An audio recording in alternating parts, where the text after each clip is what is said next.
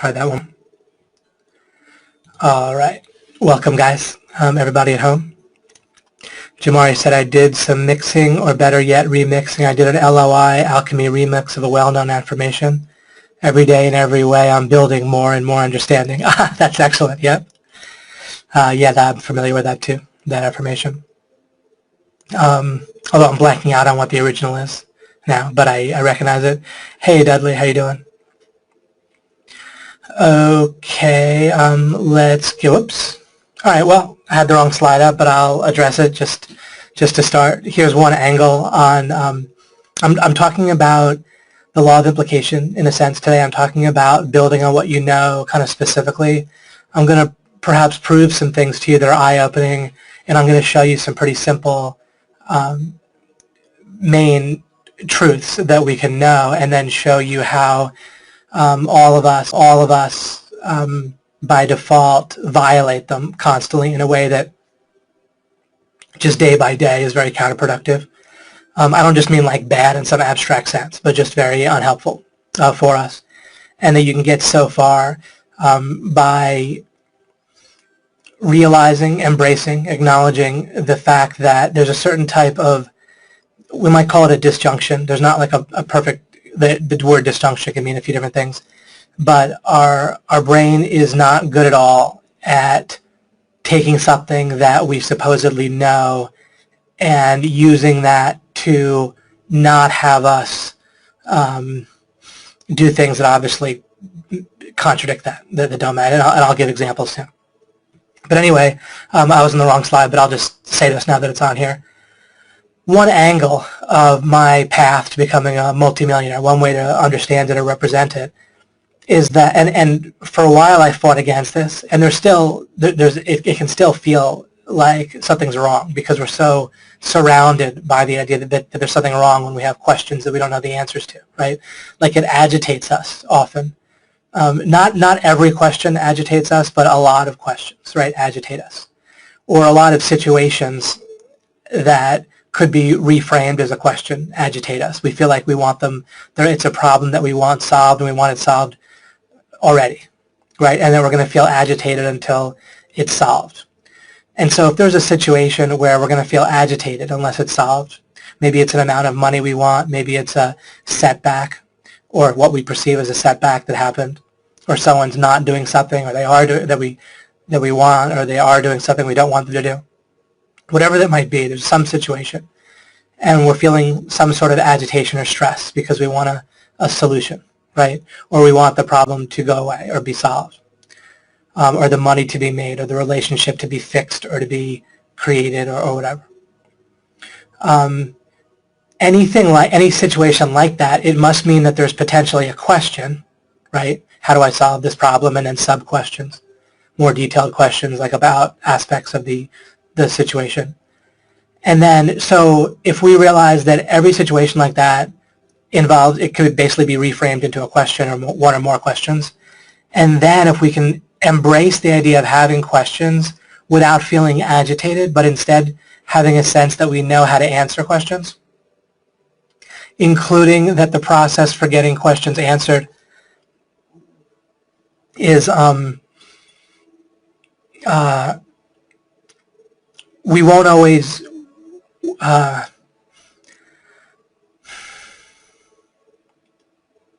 when people are trying to answer a question often, like how do I get this person to do what I want, right? Or how do I make this money, or how do I solve this tech issue, then there's something about that process where people just don't approach it in a calm, confident way where they're not in a rush. Even if the problem needs to be solved as soon as possible or yesterday, then if we think about it, it only makes sense that all that means is it needs to move up on our priorities, right? It might mean that it's the only thing we're going to focus on until we get it solved, if it's that important. But any rush on top of that doesn't make a whole lot of sense, right? It's just going to agitate us. So what if we could calmly and confidently, as soon as we had a question, what if it was all determined from there, that we just knew how to deal with it, and we could feel calm and confident and not agitated or rushed or whatever, or scared that we might not find the answer that we need and that sort of thing. and that was going to cause a calamity or a lot of pain for us, that we'd have to feel bad or guilty or ashamed, then how would that be, right? And I actually put that on another slide, different slide. But I want to report to you that my process for becoming a multimillionaire involved constantly waking up day after day, not even knowing what questions I might have in some cases. Sometimes I knew what questions or what issues I had to solve, or what opportunities I had to figure out how to take advantage of, right? Maybe there's a potential person that could promote us, and I have to figure out how to make that happen, right? Or maybe they've agreed to promote a product that I have, and like do an email promotion or webinars or whatever, but they've agreed, but I need to figure out how that's going to happen, how to get them to follow through, what the actual communications might be. Maybe they want to know what to write in emails. I need to help them figure out that.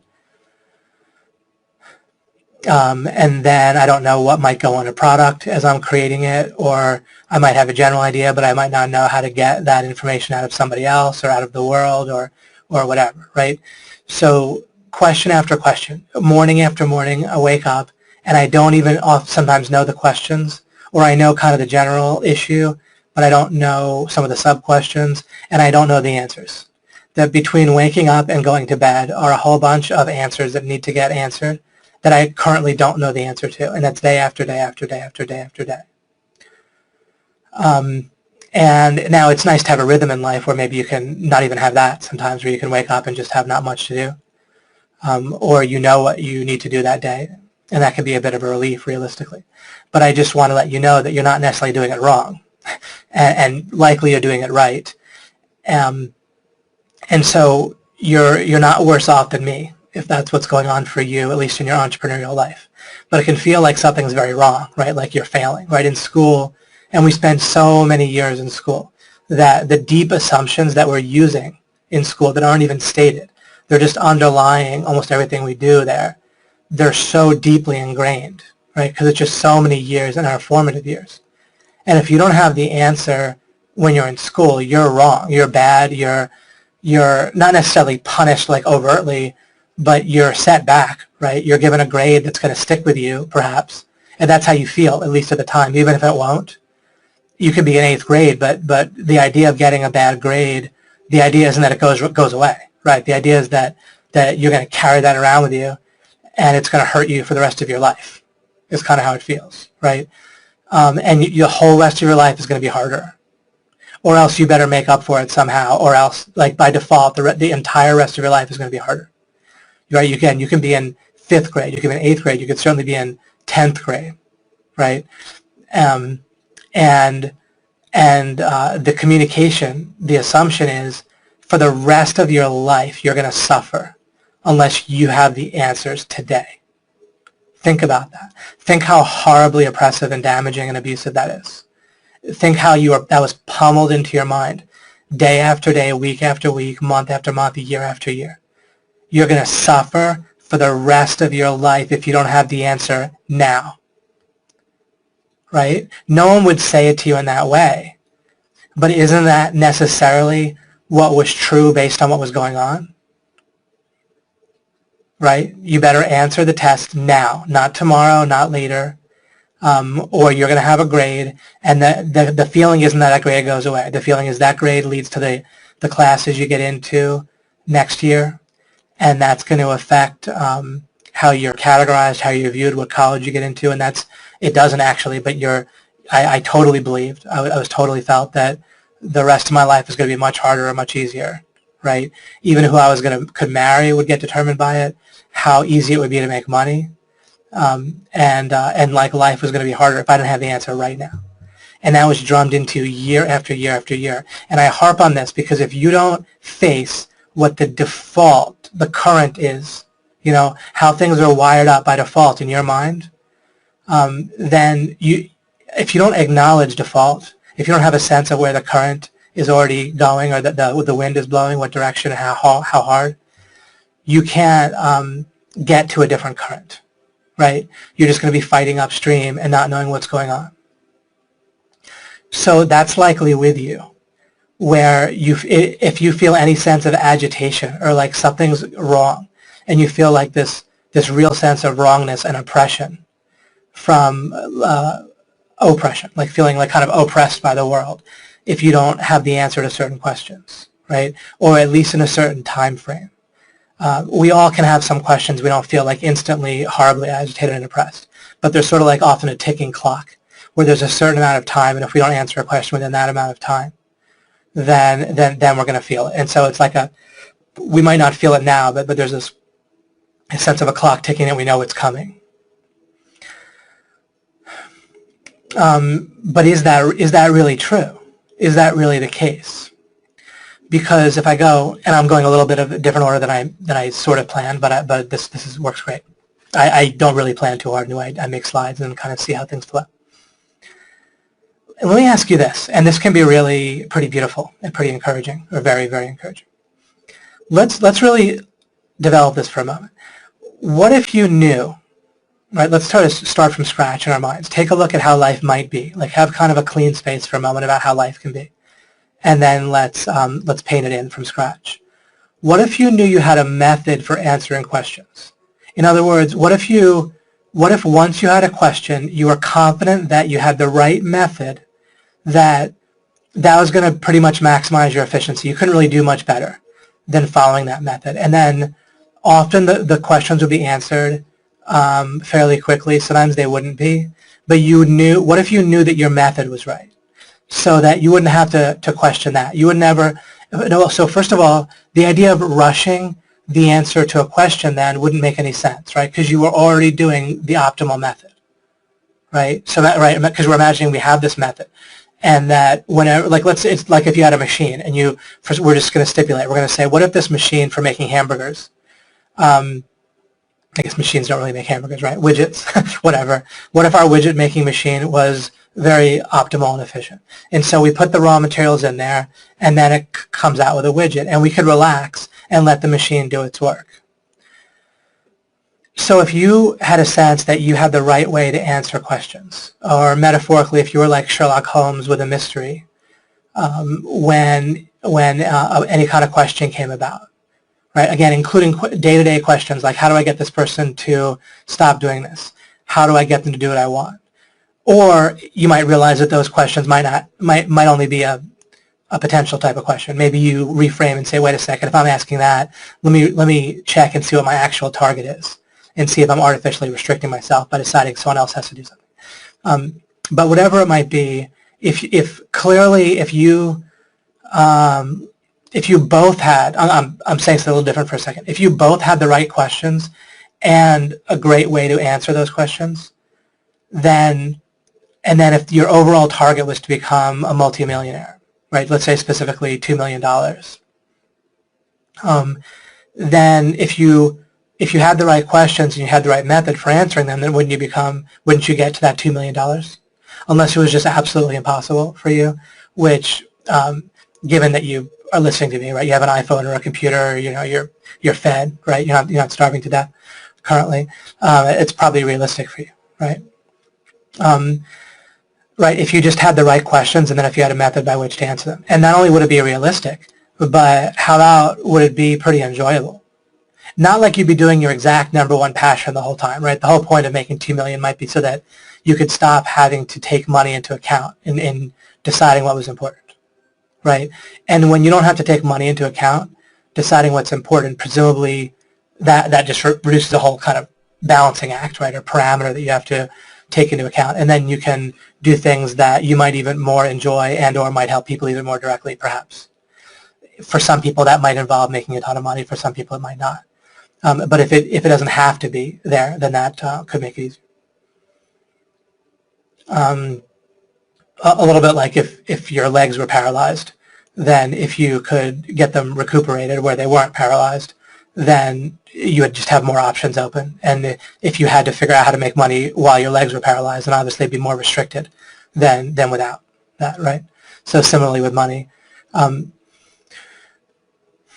But the process of making that money, that $2 million, wouldn't be so bad, right? If you had the questions and if you had a method that you didn't really have to worry about because you knew it was the right method.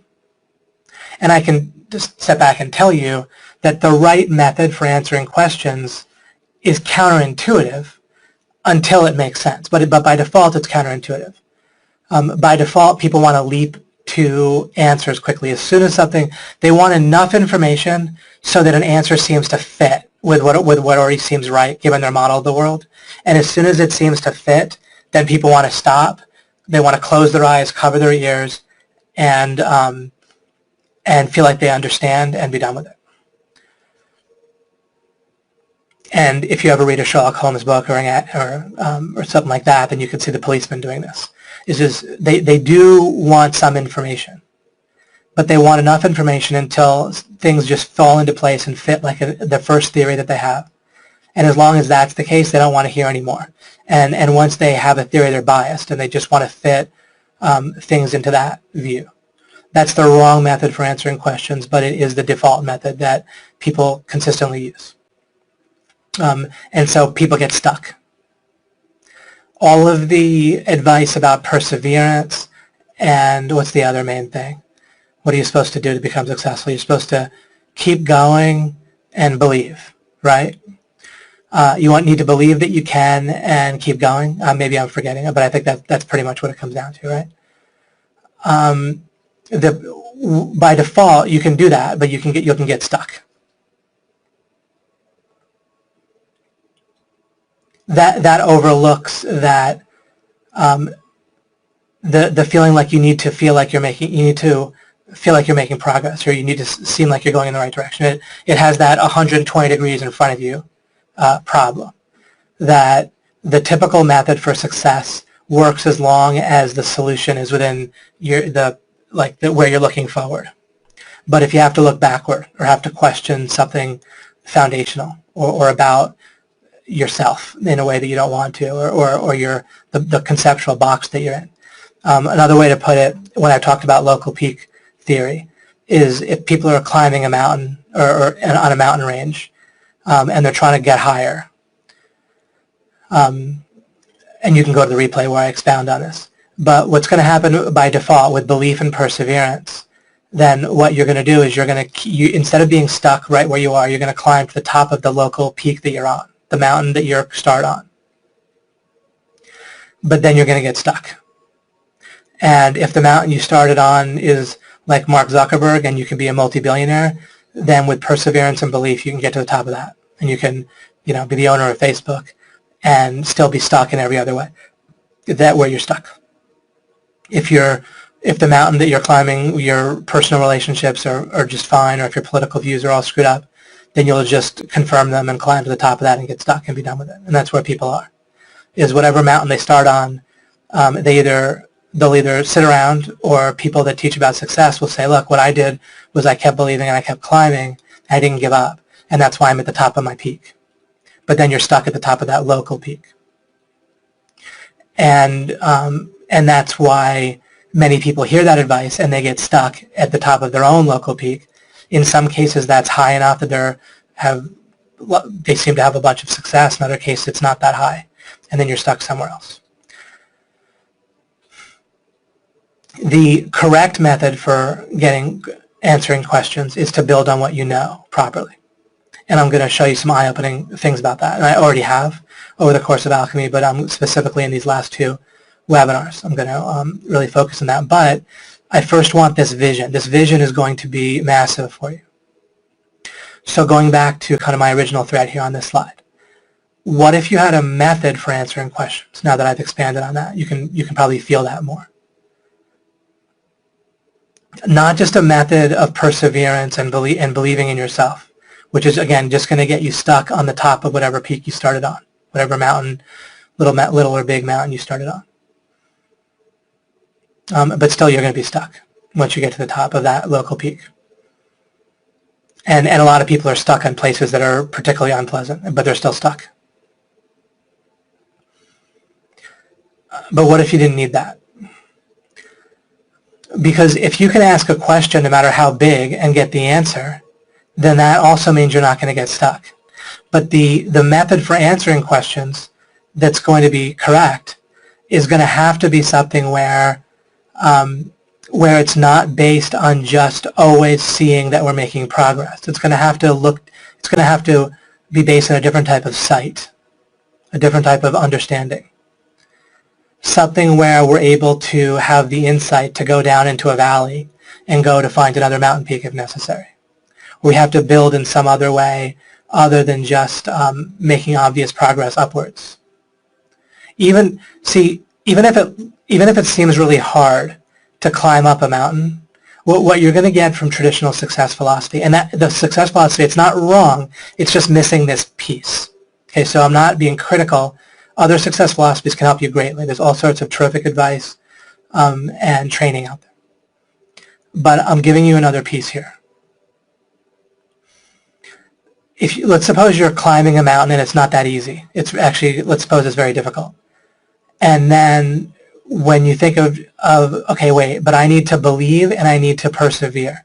Then even when it's very hard, even when the cliff is steep or it seems like you can't possibly get through and there's all these trees and they're so dense and whatever it might be, or it seems dangerous up there as you climb higher on that mountain and it seems like the wolves are howling and so forth, then what a traditional success philosophy will tell you, and it's not incorrect, but I'm showing you how it works and how it doesn't, okay, is persevere and believe, right? And you'll work through the fear, right? Face your fear. And then you might find a way to protect yourself from the wolves that might be howling. And you might find a way to scale that almost impossible to scale cliff with the right perseverance and the right belief. But no matter what, even through all of that, when you get to the top, you can say, I've done it, I've gotten to the top. Now I can be a success guru too in my own life, and I can tell people what it took to succeed. And you can tell them what I did was I persevered, I stared down my fear, and I believed. But you're still stuck on that local peak. And if the answers that you sought are not at the top of that peak, then you're going to not achieve them, and then you're just going to explain that away. So someone could become a billionaire but have a real kind of not that great personal life or romantic life.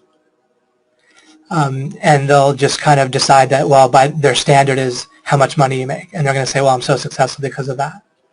And that I don't have a problem with that, except that I don't want you to be restricted by that. Because if you want a happy relationship and money, then you need a success philosophy that's going to allow you to have both. That's going to allow you to answer any question, as long as it's not inherently contradictory, inherently impossible in that way. So once again, and I'm just delved into some details there just to help you see this more and more. There's the method itself I've talked about and I'll talk about more. But right now I'm working on the vision, and I've gone into some detail with some, like the mental picture and what I've talked about, and comparing it to normal success philosophy. But just to help you see this vision right now. So we're just focusing on this one thing, even though we have some other open threads. I just want you to focus on what if you had a method where you could basically relax and feel confident. And really you would feel massively confident if you understood that once you had a question, that you knew just what to do to efficiently and effectively find the answer to that question. Because then you could ask questions like, how do I make $2 million? How do I have a super happy and fairly easy romantic relationship? How do I, and then anything you might want with friends or with business associates in terms of relationships, right? Or maybe helping people, right? Maybe helping solve some problem that other people have. If you could know that that you are using the right method to go about answering questions, and think how that would transform everything. Now questions wouldn't agitate you. As a matter of fact, in a certain way, you'd be done. All you need to do is be looking for the right questions. When you're scared that you won't have the answer fast enough, and then that's going to cause you great agitation and pain and feeling of oppression, then you're scared to acknowledge reality. Because reality, if you acknowledge it, you might see problems. You might see that it doesn't meet your expectations of how you're hoping it would be. Even like checking your email inbox or your physical mailbox. You might be scared of what's in there, or you might be scared of all sorts of feedback, because feedback might not meet your hopes or your expectations, right? You might be afraid to talk to somebody or ask them for a sale, right, or for to accept your offer, because you're afraid of the feedback. Because why? Because if the feedback doesn't meet what you hoped for, then you're going to have a question, and if questions will give you a ticking clock until you feel agitation, a feeling of oppression, and emotional pain, then again that creates a ripple effect where you're scared of things that might lead to questions. You're scared of feedback, which means you're basically scared of the world. You're scared of reality. You're scared of acknowledging reality. And if someone's scared of acknowledging reality, then insanity is the only other way, right? What's insanity? It's like a divorce from reality, right? It's where someone feels like what isn't real is real. But we literally have a process that implicitly has to lead to insanity. If we're scared of questions because if we have a question and the answer doesn't come to us as fast as we arbitrarily think it should, and then that's going to give us all the feelings that we developed when we were young, and then we're drummed into us year after year after year after year by people who themselves had it happen to them, right? I have compassion for the teachers and the people doing this to you, because it happened to them too. I'm not, I don't judge people as a whole, but we have to acknowledge reality and look at what's going on that's causing this, right? And these wrong ideas. So look at the tremendous difference between if you can have a calm, confident certainty that you're doing the right thing to solve problems, answer questions, right? That's the same thing. To take advantage of opportunities, to make the rubber hit the road, right? These are all questions, right? How do I make this happen in reality? How do I make the rubber hit the road? How do I solve this problem? How do I get this person to do this? Or do I need to get this person to do this? Maybe I can get someone else to do that. Maybe I can do it. Maybe it doesn't have to be done quite that way. But if it's all taken care of once you have the question because you have the method that you know is right, which is sort of intuitively, feelings-wise, emotionally, that's almost unimaginable right now. Except I'm describing it in kind of a pretty total way here. But otherwise, if I were to say, imagine, like as we first started, imagine feeling a calm, confident sense of when there's questions.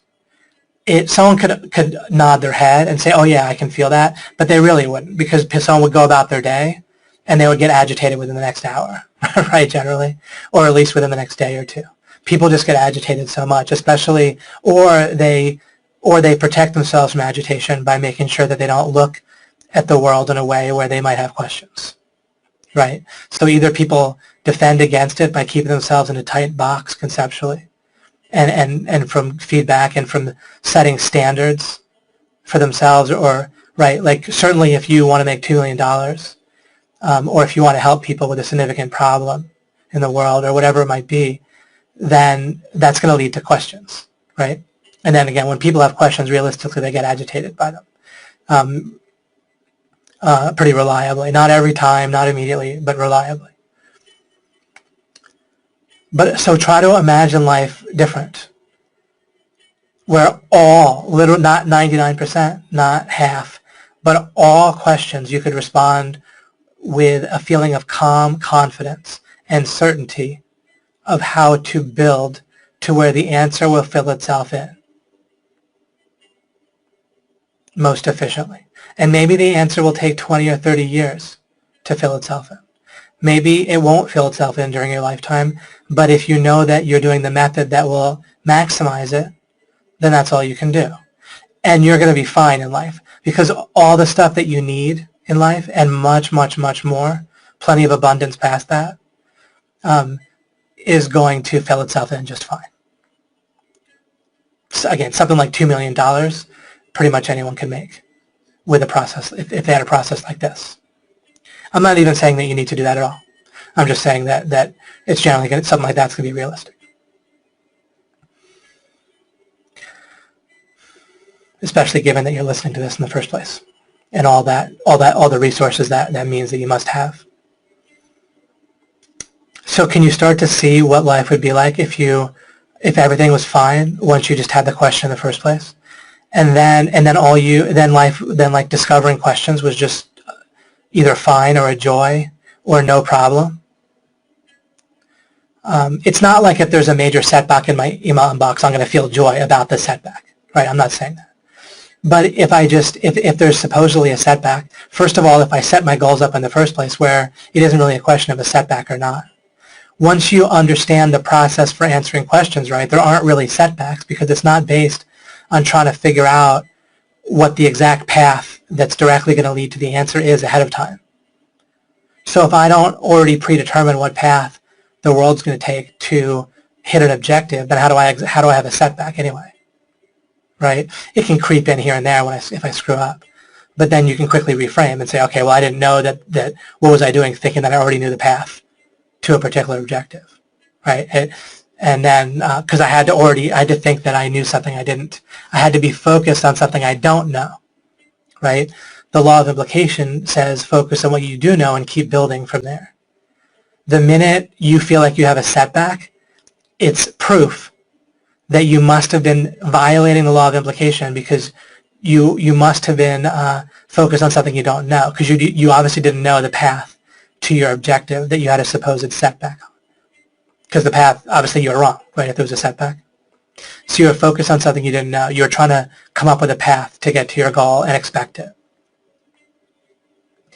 And then you might say, well, if I can't come up with a path, how do I get there? Well, good, there's a question. Don't feel agitated by it. Don't feel in a rush. Because as you fill in that question about what's the method for answering questions, you're all set. Do you see? All you need to do is get that method down. The method of answering questions properly. There is such a method, and I keep describing it in various ways or different angles on it. And alchemy is about that method, right? That's the reason I committed to spending 30 sessions with you guys, and have spent almost around 3 hours constantly, but not every time, but and I don't know how much I'll spend today or any day, but it's only just to get you over basically one hump.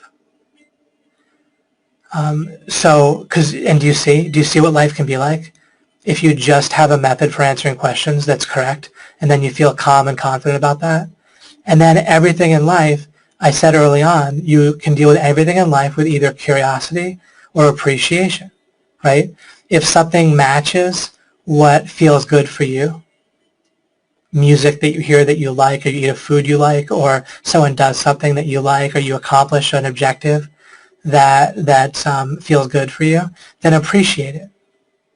Even if you accomplish an objective and it doesn't matter that much that you accomplished it, you can still appreciate it. If it makes you feel good, then you can appreciate that. All right? Whatever it is, you can appreciate it. So you can appreciate anything that's nice, that you feel like is good. If you feel like it's good, you're experiencing good in the moment. If your strategy is wrong and something you thought was good isn't that effective or isn't helpful or is even counterproductive, then you can be curious about how to go from where you are. You can look for what reality is like now and ask questions about how to get to where you want to get to. So you can always have curiosity and you can always have appreciation. Maybe you got in a relationship and there was good stuff about it, but it ended up being a dead end. You can appreciate what the good things the other person did do for you, the good times you had, anything good about it, any good memories, anything you learned from it. You can appreciate all that, and then you can have curiosity, in other words, questions about how to get to your vision of what you want. And you can even have a better idea of what your vision will look like based on your new understanding, based on the relationship that didn't work out, for example, or the business venture that didn't work out, or the YouTube video you tried to make money with and it didn't work out. Because something worked out, right? A bunch of things worked out as you did it. You might have gotten the video made, uploaded it, gotten it ranked somewhere, gotten some visitors to it or not, figured out a potential way to monetize it, right? All sorts of things. And you got more questions, and you got a better idea of your vision to get better questions. So you can appreciate all that. Any learning, any enjoyment, any excitement you had about the process, you can appreciate. And you can have questions. That's all you ever need is appreciation and curiosity in life. Remember I say build on what you know. Focus on what you know and build from there. I've given, and I will continue to give, simple things that you can constantly know, that you can use to build, that you can use to alchemize with, to add in, right, to what's going on. And part of alchemy is you add something in you know, if something contradicts it, it's out immediately. It can't be right. Anything that contradicts something you know, even if it feels like it might be right or it must be right, has to be wrong, 100%, no question. So any response to anything other than appreciation or curiosity, what else is there? What else could there be besides appreciating any good and having questions about anything that where there could be more good or less bad, right? And so you can know. Now, it doesn't mean that like if your mind is giving you a response to life, to a situation other than appreciation or curiosity, then you don't need to feel bad about that. Is that appreciation or curiosity? To feel guilt or ashamed or anything else? No. All right? You can appreciate that you have the idea of appreciation and curiosity to compare it to and to realize there's a question, and then you can have a question. Okay, how do I respond with appreciation or curiosity? Just a question, and you don't need to feel agitated about not getting it right.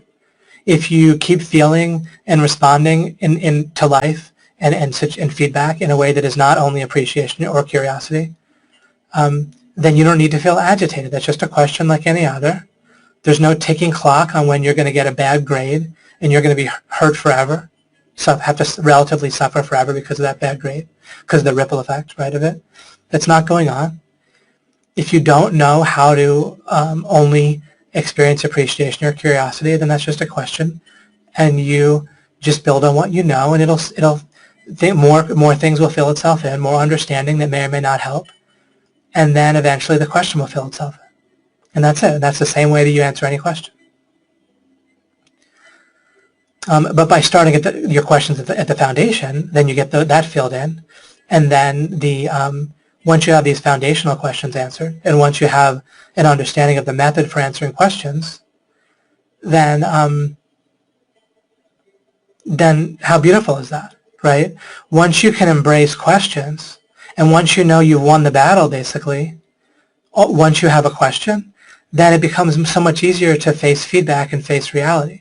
As you face reality, it becomes so much less scary. Fear dissolves, power builds, confidence builds, competence builds, and you just snowball in every way in life. But it can be very difficult to face feedback and to face reality otherwise. But you have a tremendous snowball just from this. So that's why I say, what if you knew you had a method for answering questions?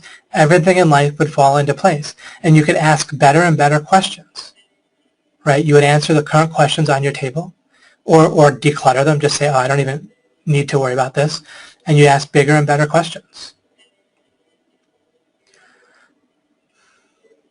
And not just for the sake of answering them, not just for the sake of, sometimes people say set big goals. You don't need to set a goal for the sake of it being big. You ask questions for the sake of having more good or dissolving bad, right? If you see a problem which comes from some contradiction somewhere, then you have a question on how to dissolve it, how to find the contradiction. If you see potential for something that could be good, like not having to take money into account, perhaps, when you're making decisions, so if you make a couple $1 million and then treat that the right way and have your spending under control, then good. But you don't just set a question for the sake of having it. There's plenty of real questions that you can discover. You don't have to just create them arbitrarily out of thin air. Discover questions that will lead to more good or less bad. Now I wrote here, and I'm often, I don't pay attention to the box, right? Wherever everything I'm talking about here relates to the general topic of what I listed on the topic today. It'll relate to goals in the mind, right, and everything. But this sets the context so you'll naturally be able to deal with goals in the mind better. Okay, so let's look at this next sentence, and this should be eye-opening. I wrote, does how you would then think, and it might seem abstract until I relate it, but because remember the context of this is, what if you had a method for answering questions? So we imagine that. Then I can say, well, does how you would then think and act? So does this new vision, does that new vision of how you might act if you had a method for answering questions, does that match how people act and think by default? Do people by default act as if they know they have just the right method for solving any question? Because again, what would that look like? It would look like people wouldn't get agitated. They would not have a problem with feedback from reality, quote unquote good or bad,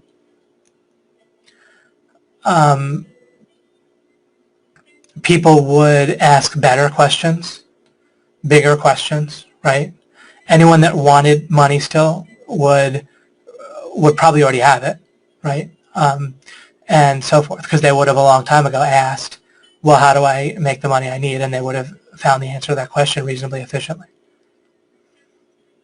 And then people would be asking important questions like, well, how do I know what's true? How do I go about answering questions? How do I go about, seeking answers? Since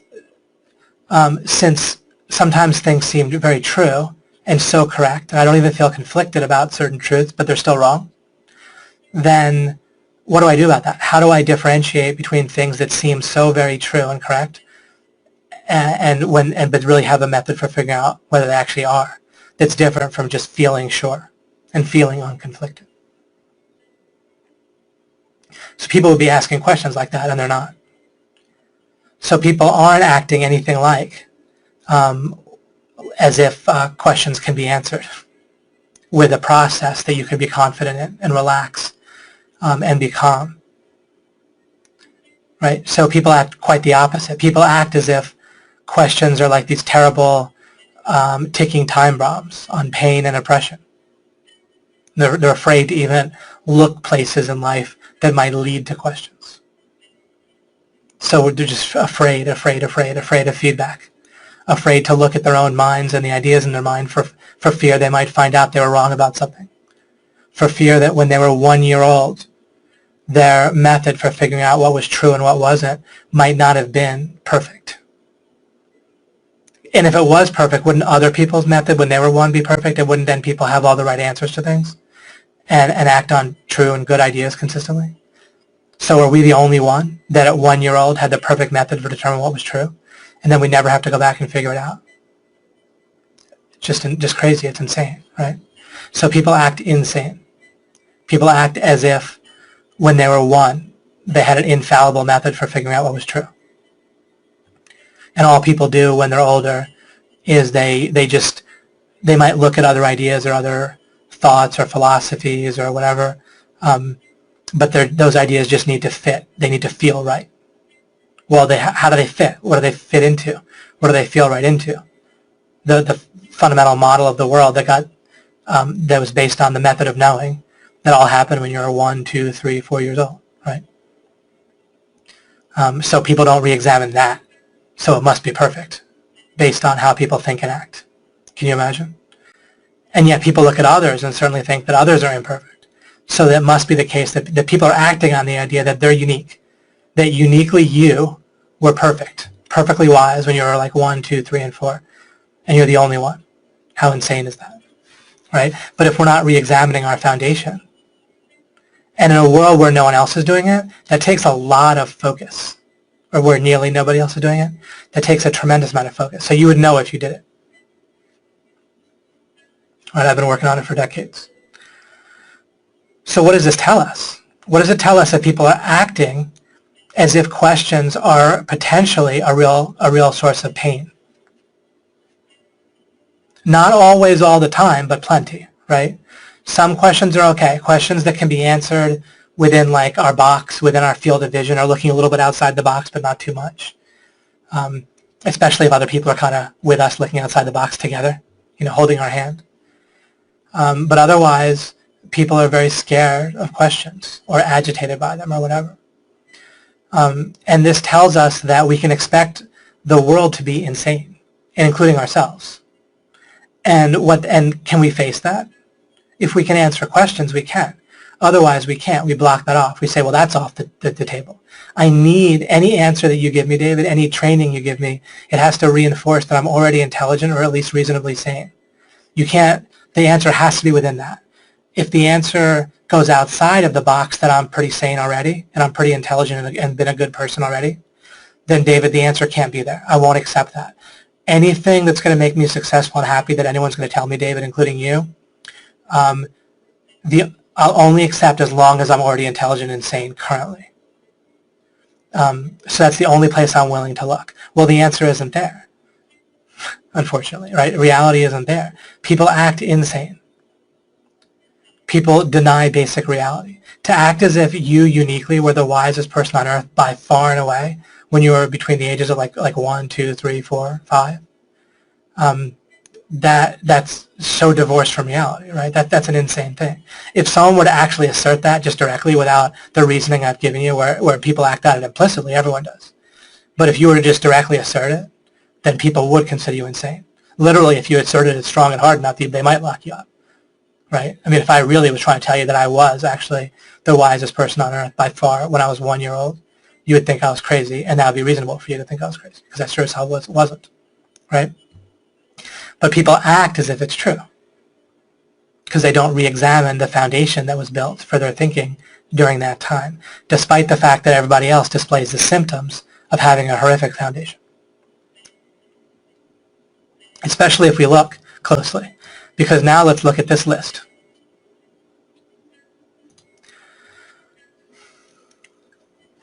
On top of this slide, I wrote things you can know. So I'm going to give you some things that can clearly be, that must be correct, and I'll show you how they must be correct. And then you can see how people violate them nonstop. Simple, clear, huge, important things that have to be correct, and there's no way they're not, and yet people constantly violate them. Again, that's insanity. It's not okay. It's not, oh, I'm good and I'm intelligent, but I can't even think straight that if something changes, it's not the exact same thing. Non-stop, constantly, people implicitly affirm that things that are changing are the same exact thing. That's simple, it's ridiculous, and people do it nonstop. And it should be, when I say it should be, given other aspects of our worldview, that should be insane. Because if I were to be consistent with that, with the idea that something could change and not be the same thing, you would treat me like I'm insane. If, for example, I changed your billing from whatever a month to $10,000 a month from what you agreed to pay, and I were to act like that was the exact same thing, then that would be a big problem between us, right? So if I changed something and acted like it was the same thing, then that could be a huge problem if it was about money in that way. But people do that with their actual themselves. They will talk about themselves or their mind as if it's the same thing, right? People will identify with their minds, right, as if it's them. They'll say, I thought of this, I thought of that, I'm sure of this, I'm sure of that, when in fact that's coming from their mind. So they'll identify with their mind, where they're the same as their mind. And then they'll refer to themselves as the same thing, of course. You refer to you don't believe that you fully disappeared yesterday and that there's a whole new thing that has nothing to do with what was there yesterday as you, right? You constantly talk in a way that implies you're the same, you're one thing, yesterday, today, and tomorrow. And yet you identify with your mind, which changes, which you acknowledge changes constantly. So anyone that speaks of their mind as themselves is implying that something can change and be the same thing, or your body, or anything, any aspect of yourself. If you believe you can change, then you believe you can die, go away, disappear, not exist anymore, and yet still exist in a different form, as the same thing but a different thing. That's insane. That's totally wacko. That's just the same as me changing your billing to $10,000 a month or $100,000 a month and acting like it's the exact same thing. It's that insane. And everyone does it. Now, clearly people can function. They can tie their shoelaces. They can feed themselves and so forth. And this is what I mean by people can climb their local peaks. They can operate within a box. And people do real smart things within that box. We can learn all sorts of great things from people. And we can respect people and love people. I don't disrespect people. I don't look down. None of this is me looking down at anybody else. Everything I'm saying about this applies to me equally. But what we need to understand is that the default functioning of our mind is not nearly as correct as we act as if it is. It comes across to us like it's all right and confident a lot of times. Sometimes we don't feel confident, but yet we feel confident all the time, or our mind gives us a sense of certainty about things that are ridiculous. Your mind makes you feel certain that your mind is you, or that you are something that can change, that you're both the same and that you change. Your mind makes you certain of both of those things simultaneously, so that they can't both be right, but you feel certain about both of them depending on how I phrase the question or the context. So therefore, your mind can make you feel absolutely certain where you don't even consider the question. right? Where it's just so implied, so normal, so used in your day-to-day thinking and talking. And same with me. But they're exactly contradictory. And it can't possibly be right. And your mind will make you feel total confidence to where you don't even acknowledge, you don't even assert it as true. It's so ingrained, you don't even think about it. You just act on it with total certainty that you are something that can change. And that you can change and still be the same. So we need to find a way. We need to open up the question of how can I figure out what's true in a way that totally ignores that I'm totally certain or totally uncertain or whatever. Because you can feel absolute certainty about something, not even have any question whatsoever, and everyone else can be doing the same thing on top of it, right? Everyone else can affirm that there's something that can change as well, while still being the same. So everyone can be certain about it, and it can still be wrong. That's wacky, but it's clearly correct. So we somehow need some way of understanding and thinking that transcends that. And until and unless we have that, we're just going to function in an insane way at random times that we don't know when's what. We don't know when we're going to be okay and when we're not. So sometimes we'll function as if we're insane and do things okay, and other times we won't. But if we don't have some way that ignores or transcends this feeling of certainty, including everyone else is doing the exact same thing, it's so sure that we have no doubt, and everyone around us acts on it too and has no doubt. And yet we still need to figure out that it's incorrect, like I just pointed out with the you are not your mind.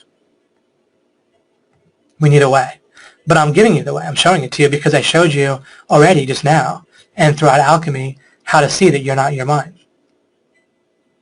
But what we can do is we can identify some simple truths and we can use them as a solvent to dissolve things that are even feel totally certain. But if we look at it in light of this, it must be wrong. Let's look at another cool one. And the ripple effects of this are massive, that you're not your mind. You can go so far with this. But I just want to skip and do another one. This is fascinating. I wrote, it is never correct that you should feel bad about something. It is never correct that you should feel bad about. The should and the about are important. Okay? So currently, realistically, you will feel bad sometimes. And in the past, you have felt bad. But it is never true that you should feel bad about something. So if you feel some pain or you feel something, some sense of badness, then you don't need to also feel bad about that feeling. So let's take a look at why that has to be correct. So what can the word should mean? Now in usage, it's used to just manipulate us and tell us all sorts of stuff about culture that we're supposed to feel good and bad about. So in practice, what we should do is what other people want us to do. That's how they talk, right? You should do this, you should do that. And like if we just take our parents, for example, the only commonality in should there is that it's our parents' whims and goals and beliefs.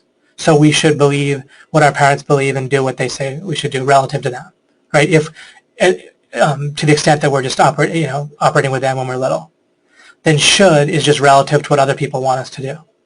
Well, that's arbitrary, right? That can't be the real meaning of should. Or if it is, then should is a pointless, should have no power of it. It has no meaning. When something's arbitrary, it's based on something, but that something it's based on is not based on anything else. If someone said to me, well, how much is your program? And I said, well, it's $500. And they said, well, why is that? And I said, well, I just rolled a dice. I just rolled a die. And it came up 5 out of 6. And I said, well, because of that, it's $500. They would say, what? I would say, well, there's a reason, right? But the reason itself had no reason, right? It's rolled a die. And so it'd be weird, right? And so they wouldn't put much stock. They wouldn't feel like it was really worth $500 if I just said, I'm going to roll a die, and whatever comes up, it's that many $100, right? That's arbitrary. There's a reason, but the reason itself has no reason. So if the only meaning of the word should is whatever your parents felt like they wanted you to do, or anyone else, I'm not trying to pick on your parents, of course, but I'm just for the sake of illustration, then there's a reason, but there's no reason for the reason, right? Just if it's your parents' whims, it's obviously pretty arbitrary. And we could say, well, that comes from culture. I mean, either your parents are all-knowing and can't possibly be wrong, Even if your parents are right a lot of the time, if they could possibly be wrong, then should still doesn't make a lot of sense, right? So if they're telling you that you should feel bad because you're not doing what they want, that doesn't make a lot of sense. Why would they want you to feel bad? Your parents should love you and want you to feel good. Well, you could say, well, you might need to feel bad in order to not do something else wrong or whatever. Well, ultimately then you should understand, right? If you understand, then you'll do, if you understand what's important about what's good, then you'll do what leads to more good and not do what leads to more bad. And that's not in conflict between various people.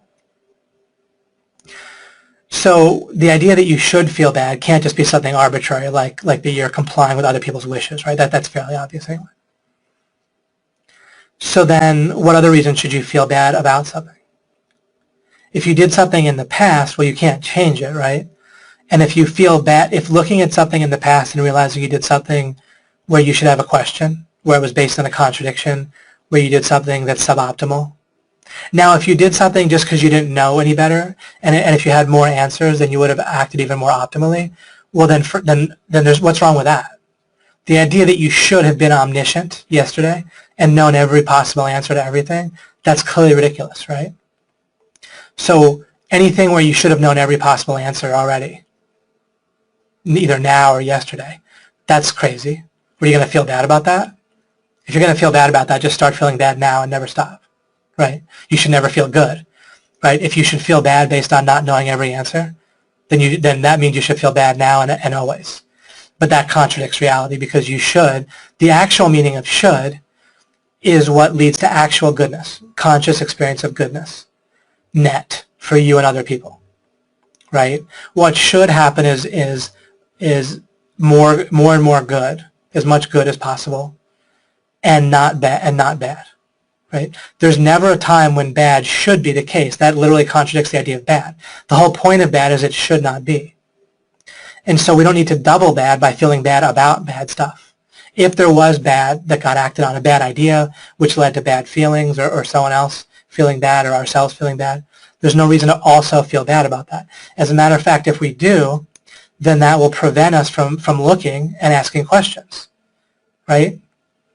If we'll feel bad about finding out that we were wrong about something, then doesn't that make it, isn't that an obstacle in the way of asking the right questions and looking at reality in order to ask the right questions? Presumably there's some bad ideas still in your mind, right, and mine. Unless you got rid of unless you started out perfect and never got any bad ideas the whole way through from when you were 1, or unless you rooted every single one of them out so far, right? Then there's bad ideas in your mind. Those bad ideas are hurting you and other people. They're a danger to you and others. In other words, to some extent, your mind is a danger to yourself and other people unless it's already perfect in terms of bad ideas, not having any bad ideas, which would be fairly surprising if it was perfect, right?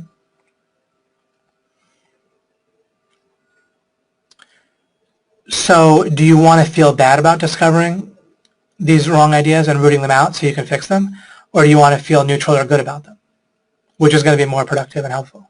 And ask that about people you know. Do you want people you know to feel good about discovering errors they've been making with how they've been treating you or treating themselves or hurting themselves or bad ideas in their mind? Or do you want them to feel scared and bad and avoid thinking about how some of their ideas in their mind might be wrong? So feeling bad about the past, it's obviously bad because it's saying that you should feel bad is already a contradiction. Literally, it contradicts the idea of should. You should feel good, literally. And then feeling bad about something, besides being obviously counterproductive and that you're feeling bad, it's further counterproductive because it stops you from looking at reality and finding the right questions. How about in the future? Should you feel bad about anything in the future that's going to come up in the future? Should you plan on it? That doesn't make sense, right? You should strategize and figure out what it is you want to accomplish and what questions you should ask about hitting targets that you want to hit, and then go about acting on the answers that you know that get built and the understanding that fills itself in. But either you want to do something or you don't, right? If you want to accomplish something, Let me see, I have a slide on. This leads me to the idea of a slide here. Okay, here. I'll continue my train of thought, but then it should merge with this slide. So suppose you want to make money, and then suppose you want to pursue a particular endeavor, like get an Amazon listing up or rank a YouTube video or website,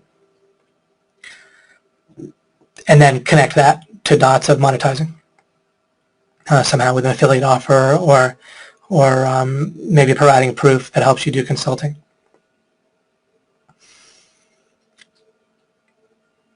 So if you decide that you want to go about doing that, then does it help? Remember the law of implication. Focus on what you can know. So you decide that, so you're stipulating it, right? You're stipulating that I want to go after the target of ranking this YouTube video, and I might reflect on that in a week. But for now, I'm going to go about doing it. Should you check on something you don't know? Should you check on how you're going to feel about that, doing that activity? Should you check there? How about should you call up your mom and ask her, or someone else you know, if you're, of course, some of us have parents that might have passed away. But should you call up somebody? How about calling up someone that you know is very skeptical and doesn't believe in you? Or would you call up your enemy and ask them, should I go about ranking this website? Should you call up a stranger or your parents again or whatever? Does that make any sense? Why not? Right? It clearly doesn't make sense, right?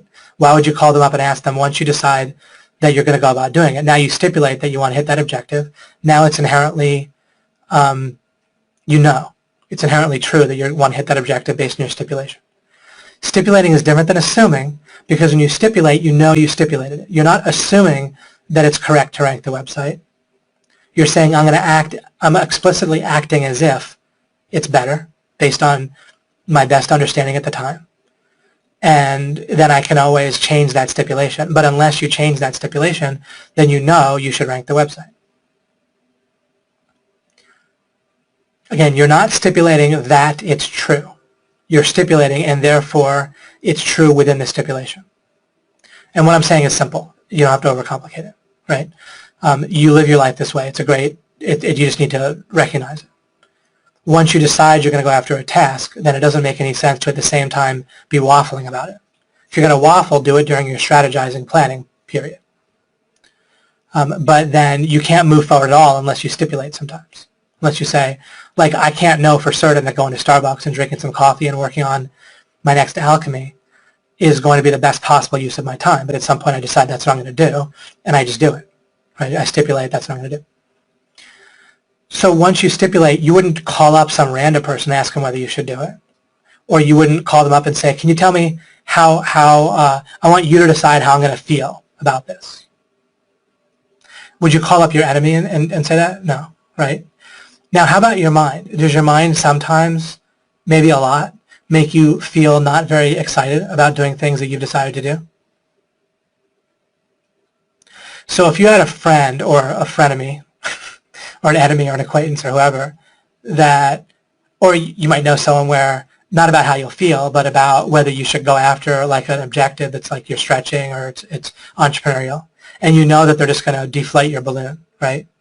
Would you ask them? Would you talk to them about it? No, it'd be moronic, right? Once you've stipulated you're going to do it.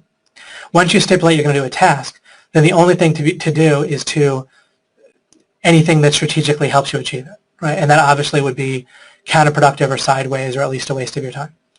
How about your own mind? Does your mind reliably mess with you in terms of how it's going to tell you that you are going to feel? I'm not even talking about how it makes you feel. I'm talking about you're going to do the task in a few minutes, and you're asking your mind how you're going to feel about that. But reliably, even if it's not all the time, even if it's 20% of the time, but sometimes it might be 50% of the time, if your brain reliably is going to tell you something counterproductive, then why the hell would you ask it how you're going to feel in 5 minutes? Can it know? Can you know? First of all, your brain doesn't know anything. It just associates stuff. Knowing involves you consciously interacting with things. Why would you ask a question where the answer is, you already know the answer? What do you know? Here, I don't mean you know how you're going to feel. You don't know how you're going to feel, but you can't know that. It's in the future. You can't know anything about the future. You can know about scenarios that you stipulate that might match the future when you're working on it in your mind. You can, based on if you stipulate certain parameters. If I stipulate I'm going to have 2 apples and then I'm going to have another 3 apples, then I understand that I'm going to have 5 apples. And if that matched something that happened in the future, that would happen in the future in reality. But if you decide you're going to do a task, then asking your mind how you're going to feel about that is, once again, insane. It's literally contradictory. It's literally insane. Because, first of all, your brain doesn't know, so you violated the law of non-contradiction. You're focused on something you do not know, and you cannot know. From a place that couldn't know it, from a source that can't know it, your mind, about something you can't know. And you're still asking the question, how am I going to feel? And you don't even necessarily phrase it that way, but don't you check? Plenty. How am I going to feel about this? How do people report, oh, I don't want to do this. Oh, I don't feel like doing that. Or there's something else I want to do more. How could you know?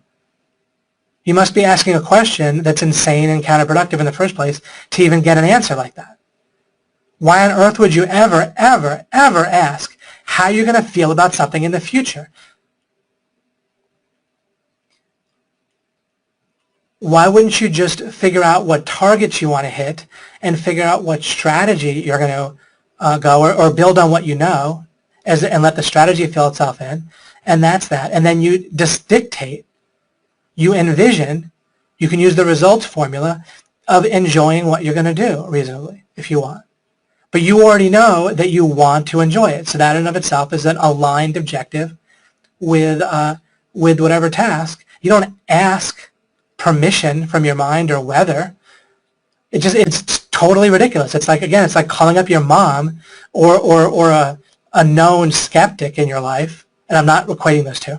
Your mom might be a wonderful encouragement, but it's like calling up a known skeptic in your life and asking them whether you should do a task every freaking minute. Can you imagine how inefficient your life would be if you did that? And what a fool you would be?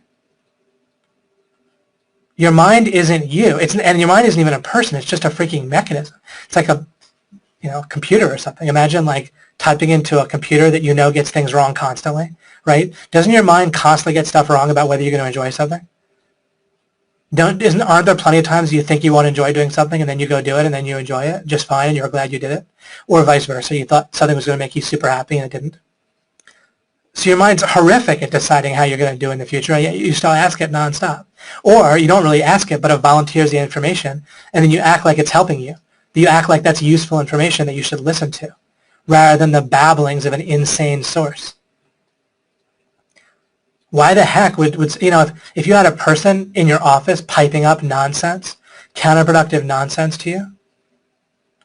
Like, oh, you're not going to, imagine if you had a person in your office and you had the option of asking them to leave. And they would say stuff to you like, oh, you're not going to enjoy that. Oh, that's going to suck. Would you want that person around? Doesn't make any sense. So I'm not saying you kick your mind out, but you're not going to reinforce that. It's going to add those activities of your mind will atrophy if you don't give them credence. It's just the ramblings of an insane source at that point. And then you can head it off decently by telling it what you do want. You'll see this if you have a small child. Then if you tell them in advance how to act in a certain situation, then it's very plausible and even likely that they will act that way. If you don't do that ahead of time, in the moment, they'll fight with you and argue with you, almost like clockwork, at least with me. That's the case with my son. But it's like astonishing. If you tell them ahead of time how it should be, then they're astonishingly cooperative, like to the point where you can't even believe it, right? Because it's the same person who fights, like never consider what you're saying in the moment. Well, all a child is a mind without like a kind of a cap on top of it, like a mask on top. So it can help you see how your own mind works. And so if you want to do a task, then you just imagine you're doing the task and it's great, it's fine. And you basically enjoy it within reason, and you enjoy the result. And really, you enjoy stuff in life. If it's heading towards a result that you want, that is what makes stuff enjoyable. Literally, your mind gives you enjoyment, gives you a feeling of motivation for anything that it itself connects up to a result that it itself has that encoded, where it associated to I want it. And I've talked to you in the past about you just walk through the scenario, which it will not do on its own. So you just walk into the scenario of I'm going to do this, it's going to lead to that, it's going to lead to this, or it's going to lead to helping me ask the right questions, which, like, I'm going to rank a website. I'm either going to make money with it right away, or it's going to help me to see how to rank other websites and ask questions about doing so. Then I'm going to see how that's going to work out for me when I go to get clients, and then maybe that'll work great, and maybe I'll need to build some more resources, and then that'll reveal itself. And so that's the role that what I'm doing, the task I'm doing now, plays in this whole process. And then I feel how I want that Lamborghini, and I imagine driving a Lamborghini and the women going crazy for me. Good luck with that, by the way. Anyway, I mean, a little joke about I drive a nice car around, but it's not like women are throwing themselves at me nonstop. But that might just be me. You might have a very different experience. Anyhow, not to ruin your motivation. But anyway, you picture whatever you want. You picture just feeling relaxed and happy about money, whatever it might be. Well, you don't have to worry about it. Whatever you feel is exciting, and then you just show your mind how the task that you're doing is on the way to that, and then you stop asking it questions. It's not up for debate, right? And you don't want to hear what it has to say. You already know the answer. You already stipulated that you're going to do that task, and that's that. And then people ask you about procrastinating. Look at your overall objective and decide what your priorities are based on what tasks, what sub-objectives are going to have the most impact. Impact and importance are logically related. I don't know whether they're synonyms or not, but they're logically related. Okay, they don't mean exactly the same thing. But if you want to figure out what your priority, if you want to be not procrastinate, then figure out what your priorities are and what's important, and just do that. Declutter your life, and if something's niggling at you, then it should be, and you have to do it anyway, then you probably want to do it soon. Meaning that if there's paperwork that you have to do within the next week, then, and it's going to bother you until you do it, then do it now. If something's going to get worse over time, do it now. If something might only get better over time, then you can wait. It's perfectly reasonable, and maybe you're not procrastinating. I've talked about that in the past. So you focus on what you know, and I've been pointing out to you all the different ways that people violate this nonstop, every minute, every day. They exactly contradict things that they can or do know. That's insanity. And you need to not cut off the possibility of you already currently being insane as one of the paths to getting to where you want to go. Because what if you are? If you are and you can't acknowledge it, then you're blocked from getting to where you need to go. Similarly, or did I put this, add this on the slide too? Nope, that's not it. Nope. Maybe this one? Nope. How do you like this one? Flashing random slides in front of you.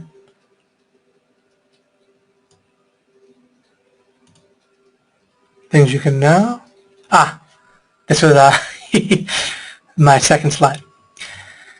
Let's talk about this. Let's talk about artificially closing yourself off from potential places where the path to getting to your objective might be. And people do this nonstop.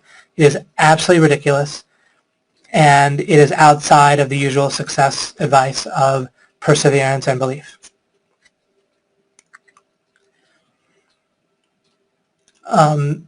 Perseverance and belief are terrific, by the way. I'm just giving you the rest of the story.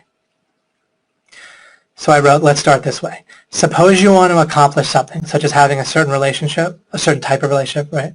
Or making a certain amount of money. Does it make sense to arbitrarily cross off potential routes to that result before you start? Once again, this is why I've given you the real boundary, which is individual property rights. You don't cross that boundary ever, unless it's a minor way and you're going to pay the person back, right? If I have to run across my neighbor's lawn to escape a truck, then I'll do that, right? And if I divot their lawn, I can repair that, or whatever. But just with reasonable common sense, you can understand what I mean. But other than that, and you can care about and love other people, right, to the extent that you're willing to. But then why cross off potential routes? So let me give you some examples of what I mean by that. So suppose someone decides, oh yeah, I want it, what they really want is they want to be, or their objective that they would really, if they thought about it, agree with, is they want a certain type of relationship to exist in their life. Let's imagine a certain type of romantic relationship or certain features. But then in practice, they're like, I want that person. I want that person to like me. Okay. Well, if what they really want, if they thought about it, was a certain aspect or ingredients of a relationship, then why artificially restrict yourself to one person? Now, I already said property rights. So if you've already gotten married to, or even outside of marriage, have a contract, a verbal contract with someone where you're exclusive, then I'm not telling you to violate that, right? I already dealt with that in advance consistently. That's why that individual property rights is so beautiful. It's every objection is going to come down to that. That's the one morality. There's no other morality besides that. That and caring about other people. Sometimes we do things for someone else's conscience, as Jesus said, because it would bother them and we don't mind doing it in a way that wouldn't bother them. But that's just out of caring for other people. Or we do things, and then of course there's just strategy. Right? Of course I do stuff because I don't want someone else I want someone else to do something in return, or I trade or whatever. Or they would just get real pissed off and I don't want to have that. That's outside of loving them, but I just don't want to do it strategically. That's just realistically I'm navigating reality to get to my objective. But in terms of what would otherwise restrict us, individual property rights should, and then any amount that you want to care about and love other people. And then other than that, we don't need artificial restrictions. Then we just want to look at reality and not have any other routes crossed off, as far as I can tell. So you want to figure out, let's say with relationships in this example, what a relationship that you really want looks like, and then stop crossing off routes to it.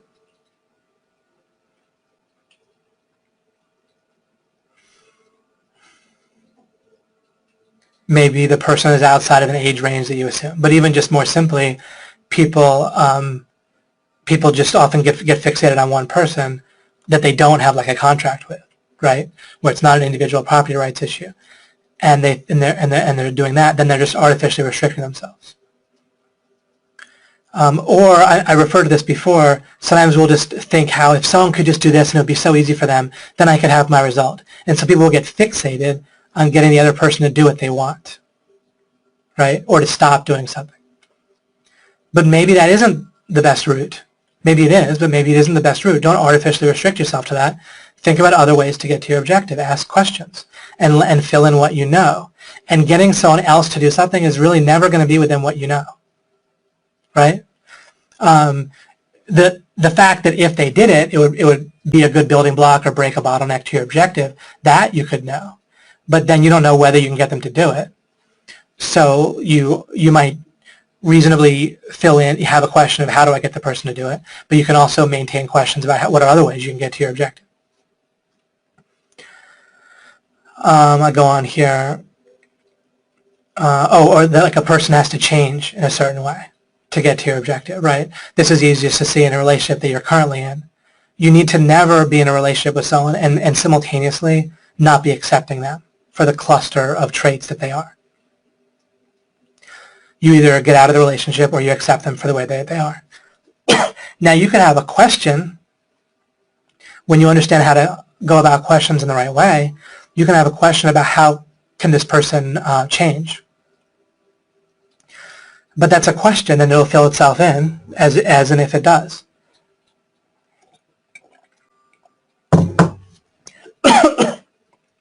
But it can't be necessary. It doesn't really make any sense. It's a contradiction. You can't both accept somebody and not accept them at the same time. So you're either in a relationship with them in which you accept them or you're not. And if you're not accepting them within a relationship, you're not in that relationship that you think you are. You see what I mean?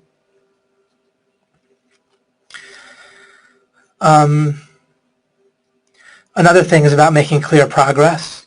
This is when I talk about people can accomplish things as long as it looks like progress, right? As long as it's like, roughly speaking, 120 degrees angle in front of them, where like they can zigzag a little bit, but only in a way that it pretty much clearly looks like they're at least getting closer to their goal.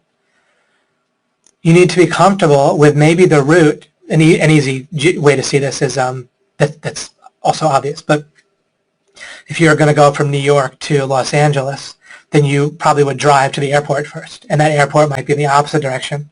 If you're in New York, depending on where you live, you might be driving the opposite direction of Los Angeles to get to the airport. Now, in that case, you can easily see how it's still going to help you get there. But that can illustrate how, if someone didn't see that, they might be like, why are we driving in the wrong direction, right? So I gave another illustration in one series I did in the past with law of implication called a breakthrough stacking series, where I said, look, let's say you're besieging like a castle or a city or something like that, and you don't have the proper materials to break through the siege, to break through their gates. Then you might need to travel 200 miles back to somewhere in your own territory, build the proper materials, and come back. You see? And that might be the fastest, most effective, or even the only effective route to conquering the city. You see? So there's and people run into this in practice nonstop. This is going to be a big stumbling block for you by default. I'm not saying for you necessarily now, but by default, for everyone, the people are very unwilling to do something that looks like negative progress. However, if you look at these things in the right way, then you'll realize that it's not negative progress just because you're not clearly making forward progress.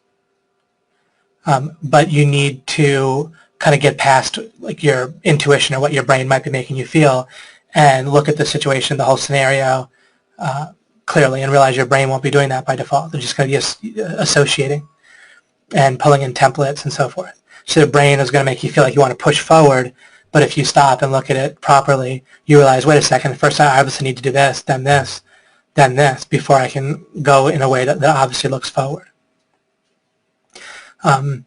People that want to make money within their first month at OMG, it's a massive problem. Some people achieve it, but other people have that problem where they're like, no, I must break into this castle, right, this city, with my army, but without the proper materials. If some people happen to have the proper materials and they can make money within a month, just whatever that might mean when it comes to making money. Maybe they know people that are going to say yes to them when it comes to consulting without having much experience. Maybe they're able to convince people in that way. But plenty of people, probably myself included, if I was starting out that way, wouldn't. And so I would build materials first, and I wouldn't try to make money within a month. If we have to make money within a month, then you're artificially restricting yourself big time. And you're deciding that the route to your success has to go through the waypoint of making money this month or next month. And that massively restricts the routes you could take, and there might not be a route within that restriction you made for yourself. Just like you might not be able to have the relationship that you want if you decide it has to be with a particular person that you're not already in a contract with, right? It might not be possible to have the relationship you want with a particular person that you think you want. And it might not be possible to make money if you're going to restrict yourself to being in a headlong rush to make it within the next month or two. That might fully restrict you.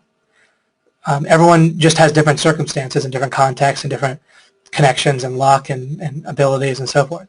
For some people, the route lies within that, and they can become successful. For other people, it doesn't lie within that.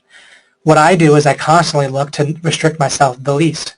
That's why I harp on the property rights thing, is it lets me know where to look for the outermost boundary, and then as long as I'm not violating that, then anything's fair game.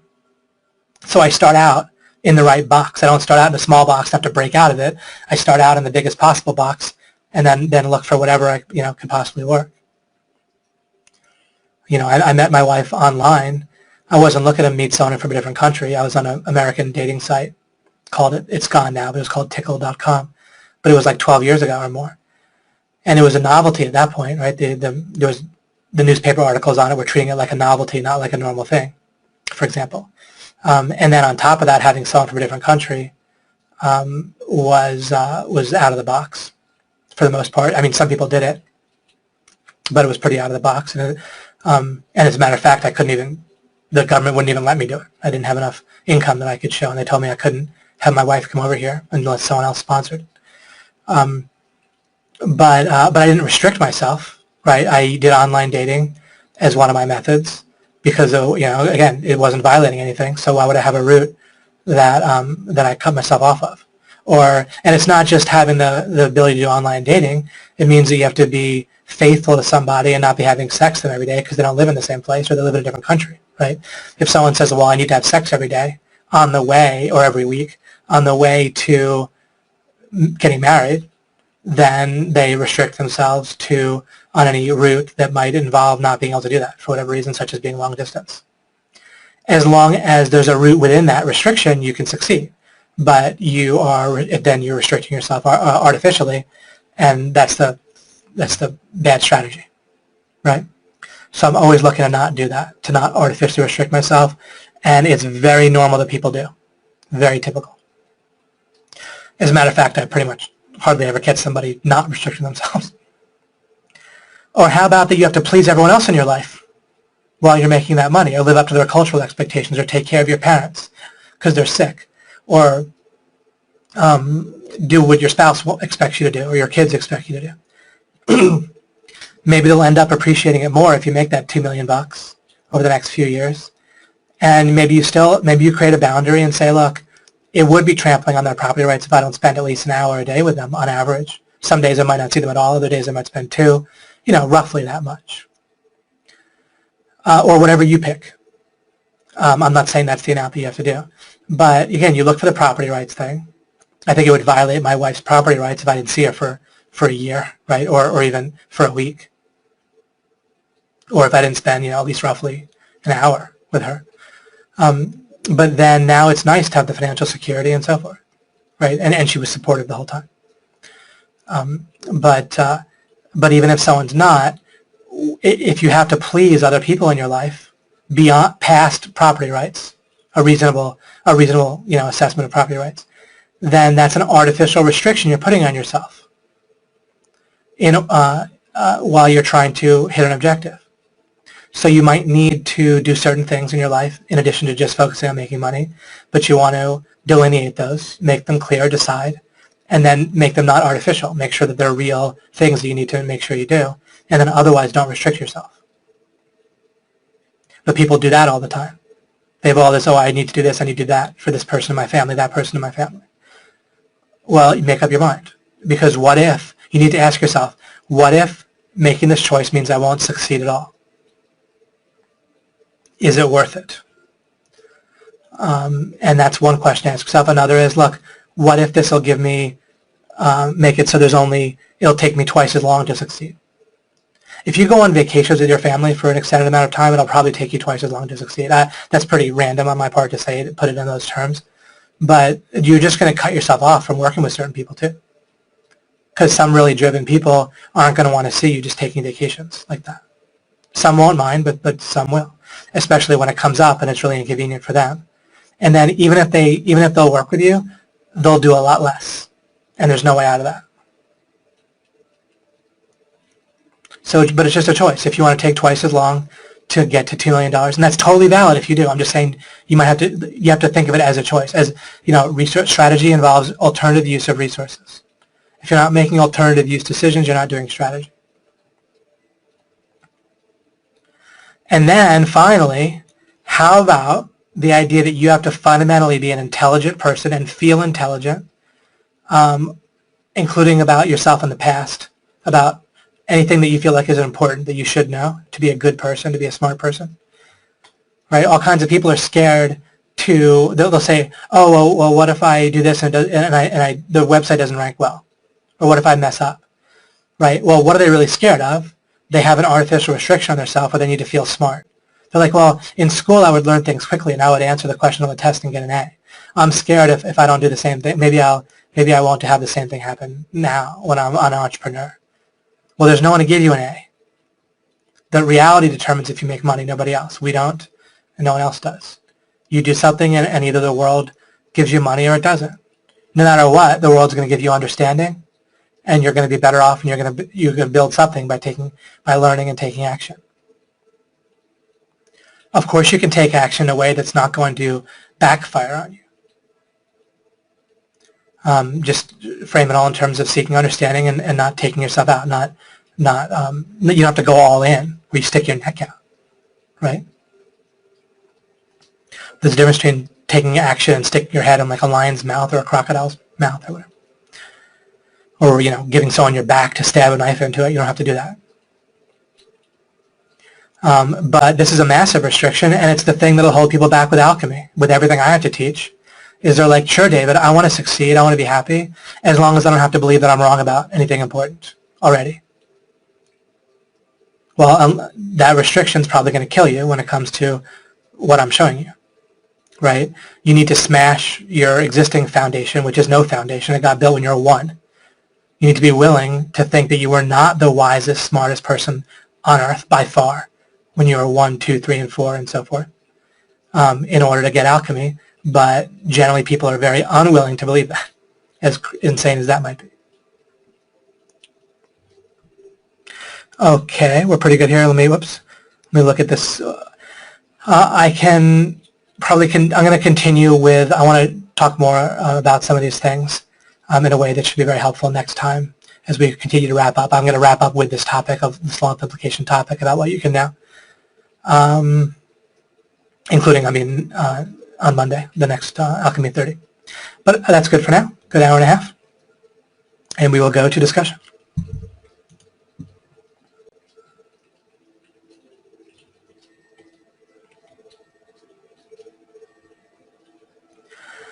We're about halfway. I'll view the previous comments, but I'll just start arbitrarily here.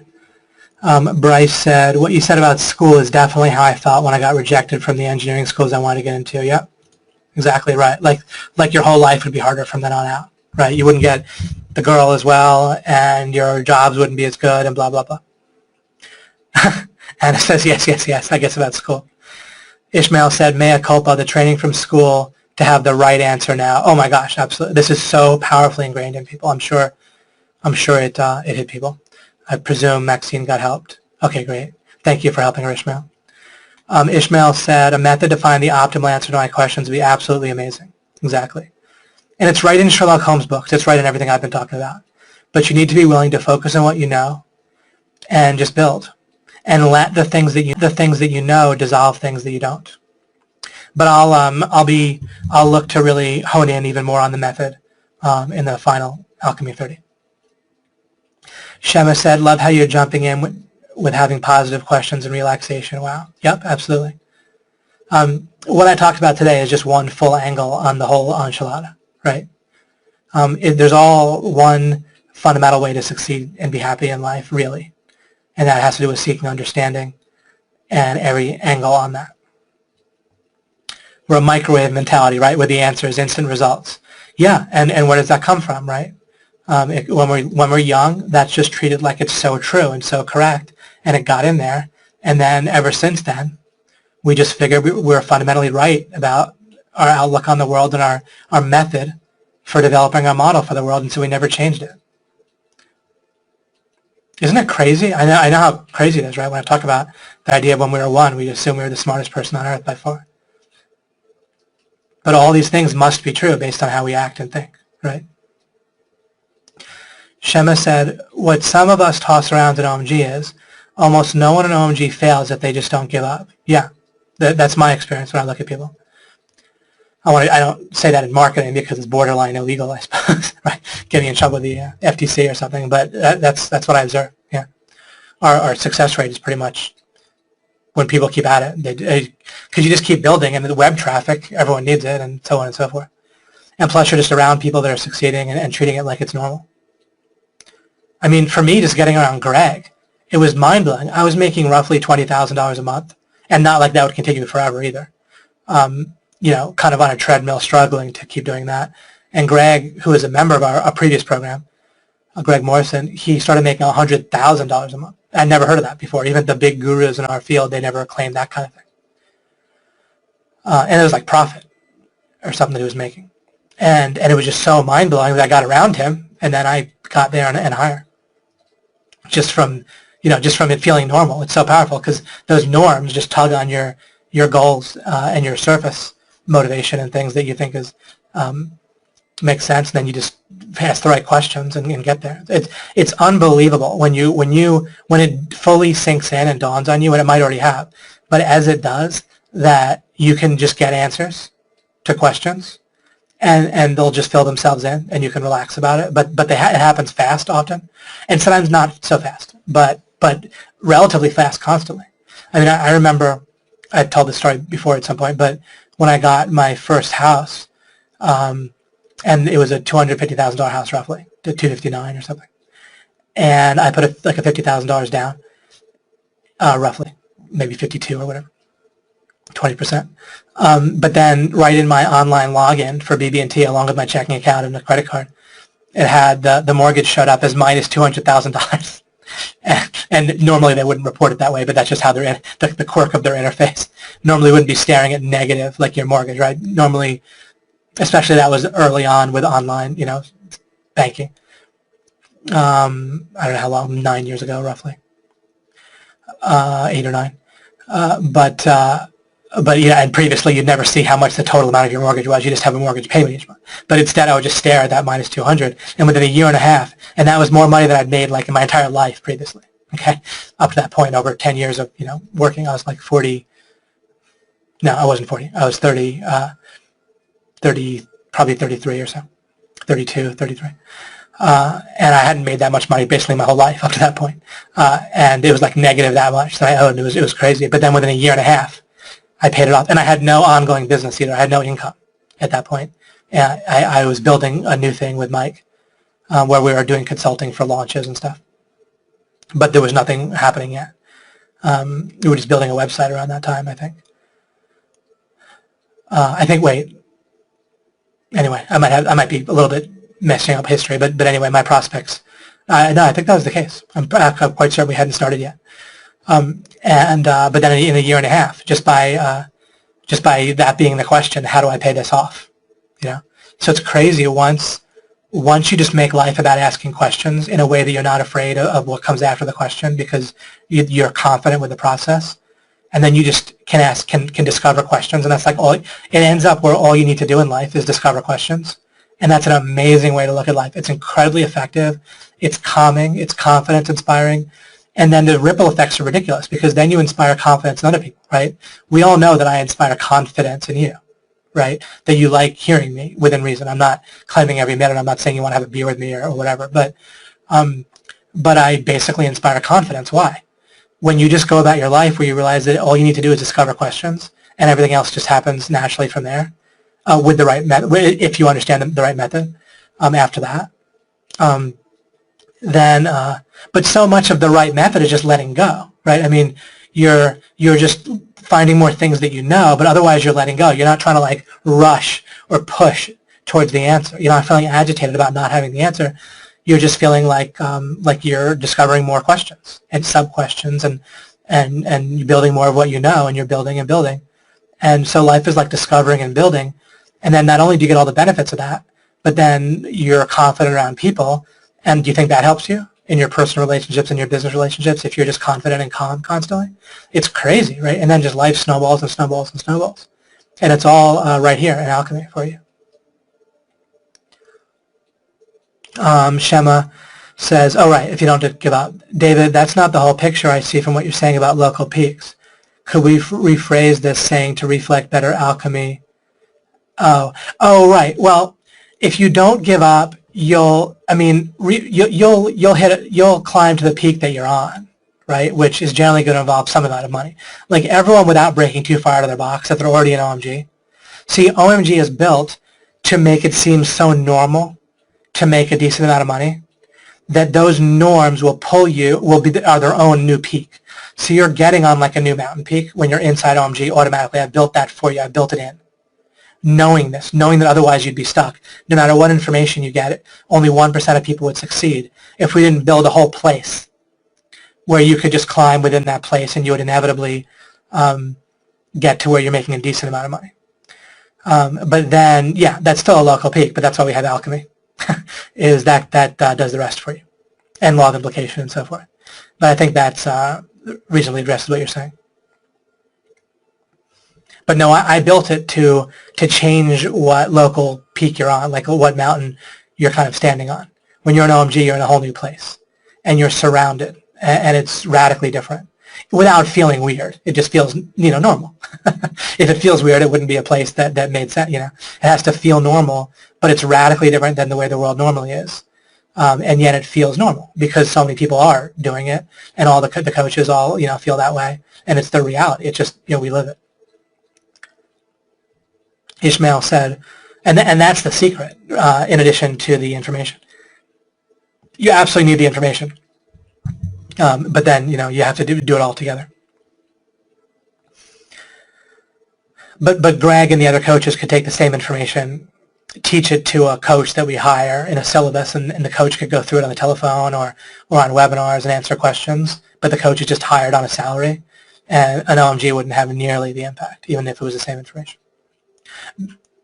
Google SEO and the other web traffic stuff is such a hot thing that people would still benefit, and it would still be fairly successful, but still it wouldn't be nearly as well.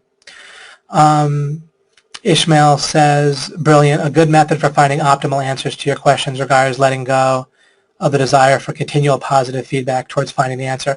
Or with the right way of looking at it and thinking with scenarios and so forth, you can have positive feedback that involves building on what you know, rather, like take the illustration of conquering the city or the castle. Then while you're traveling back to your own city to find some engineers to build new siege engines, then building them, then messing up while you build them and building them better, and then taking those siege engines all the way back to the city that you were originally besieging. When you look at things properly, that all can feel like positive feedback, right? But only if you get it right to begin with, even if you understand this about life in the first place. So it's more like you can feel like you're making positive feedback, but you need to know the method for realizing that type of thing is all positive progress. Right? That's why the more you feel like building understanding and building resources, building blocks, breaking bottlenecks, that's all progress. You're welcome, Shema. So helpful, David. Yes, I'm on a new peak here in OMG with money getting so normalized. Yep, exactly. At the same time, I don't want it to become a status thing where now, in OMG, it's all about how much money you make. But I do want it to feel normal for people to make money on their own as an entrepreneur, while not having it become like an inner circle thing or a status thing, as best I can. Brian says, good morning all. Good morning, Brian. Kristen says, this explains why I felt pretty crazy throughout grad school. Oh yeah, absolutely. Shema said, what is a PhD, right? Piled higher and deeper. Shema says, I love how you even do the questioning process in your slides. Right. Yeah, I mean, the more you understand the right process, the more you'll embrace the way that I do alchemy, which can feel wrong to some degree. But like a priority, one of the parameters I have to operate within is I have to communicate this stuff to you in a way where you don't get a false sense of closure. So that's a danger. If I teach you in a way that where you feel like you got it before you did, then you might feel good about me faster. But it would get you on a local peak and you would get stuck, So I have to both not give you a false sense of closure while giving you enough sense of progress that you don't feel too frustrated with me or anything like that. So that's kind of been the puzzle, but it's worked out great and you guys have been amazing. Shema said, I think that would be amazing is the referring to what would it be like, right? If you felt confident that once you discovered the right question that everything was able to be handled from there. Shema also right, not being afraid of questions, having a calm, confident sense of having a method of asking questions, not being agitated, equates to not being afraid of the world and what life may present. Wow, game changer. Yeah, I expected that to hit people pretty hard, a number of you.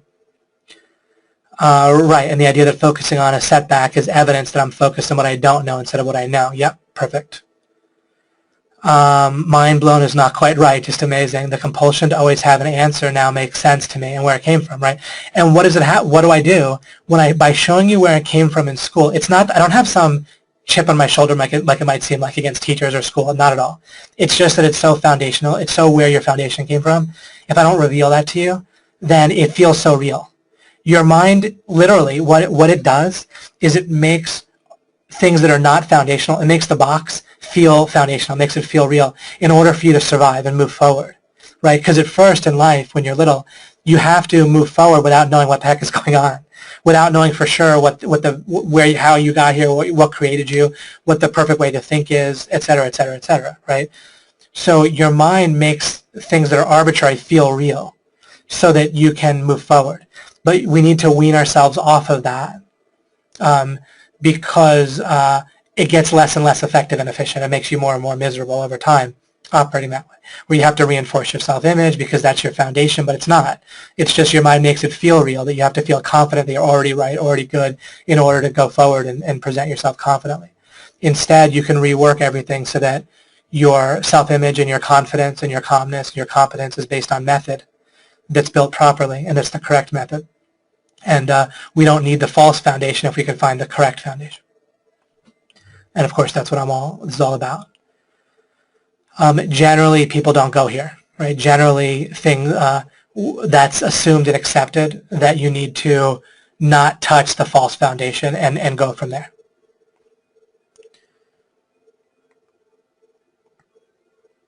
And what's key is we have to replace the false foundation with something.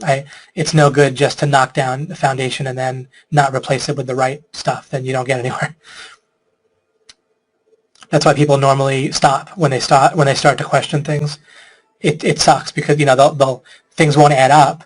But then where are they going to be? If they feel like, well, all this is going to do is destroy my confidence, make me feel crazy, make me feel other people are crazy, make me feel disillusioned, right? We want to get disillusioned. We want to break the illusion, but it's not going to help to break the illusion and replace it with something worse or nothing. So the only way we want to do that is to have something ready to substitute. But I do have that for you, of course, the whole time.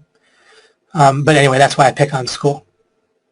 Is just because if you don't look at where, you have to look at what feels real and see how it's not, right? Because the idea of being agitated about answers feels so right, feels so normal. If we don't see where it came from, if I don't beat up on this idea of how you treat yourself when you're 1 year old and look where it came from, then it feels like it's so right. So that's why I do it. The fear of the arbitrary time constraints, this is what Matt wrote, and how it prevents looking at the method of knowing. Incredible, David. I can literally feel myself relaxing right now. It's amazing. Thank you so much. I'm so glad. Excellent. Yeah, I think that's right. I expect that you could literally feel yourself relaxing during this exact webinar. More mind blown. Building on what you really know allows you to appreciate or be curious about all your experience. No agitation. Excellent. I understand that. Yeah, struggling with understanding what's true. But Shema, look at what I did where force yourself to compare with these basic truths. And that'll really help you. That if something changes, it can't be the same. And things like that. That you are not your mind. Hello, everyone. What have I missed? I won't answer that one. I'll just give the replay. A ton. That's great. Not even close. Great. That ridiculous certainty is what's wrong with the world. Yeah, absolutely. Right. But you see, again, where that sense of certainty comes from is that it's what your mind thinks you need to move forward and to take action. Because the only replacement for that false sense of certainty is an actual understanding of what's going on, which your mind can't do on its own. It's not conscious. It can't get there. So you need to rebuild it and give it an alternative. Otherwise, it needs to give you a false sense of foundation, or else you have nothing. It's even worse. This is very deep, David. Very good, though. Yeah, have to go deep. I try to kind of have a rhythm between doing things that are on the surface more clear. But we have to get to the bottom of things, or else we can't build back up.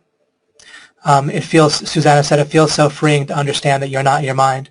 Absolutely, right? It's crazy. Because while you're identifying with your mind, you need to defend it, right? That very first webinar or two where I talked about the defense against the defense and how it's built around not feeling helpless and not realizing that you're trying not to feel helpless. You see, internal conflict really robs you of power, but the only way that your mind can help you and deal with internal conflict in the absence of you doing things right, like I'm helping you with here, is to remove conflict by keeping you from looking at places that would cause conflict, right? You bring up questions that can cause internal conflict if there's no way to resolve it. Bryce says it's deep, though, because I feel that what I and everyone have learned from David is essential in life. Yeah, exactly, and it is. I feel bad because you have told us this many times, but I still haven't implemented it fully. Oh, right, about that you don't need to feel bad. And this is how I got to the rest of the details. Right, seek understanding. Yep, sums it all up. But I got to the details by just being relentless and ruthless with, look, it's not the case that I should feel bad. Every time I conclude, or my brain concludes and tells me it's right, that I should feel bad about something in the past, present, or future, that there's a contradiction there somewhere. And then it's a question, and then I relax and I understand. If I don't know the answer to right now, I build on what I know and it'll reveal itself. It may take minutes, it may take seconds, it may take days or years. But then you can relax and understand when you're using the right process of letting the answer to a question reveal itself by building on what you know, then you're good. Shame is a form of insanity. That's correct. Mm-hmm. It's inherently contradictory. It contradicts the idea that you should feel good. And what you should do is seek understanding of what's important and good, what has an impact on more good and less bad. And then that will naturally lead to you feeling good, more and less bad. It is never correct that you should feel bad about something exactly.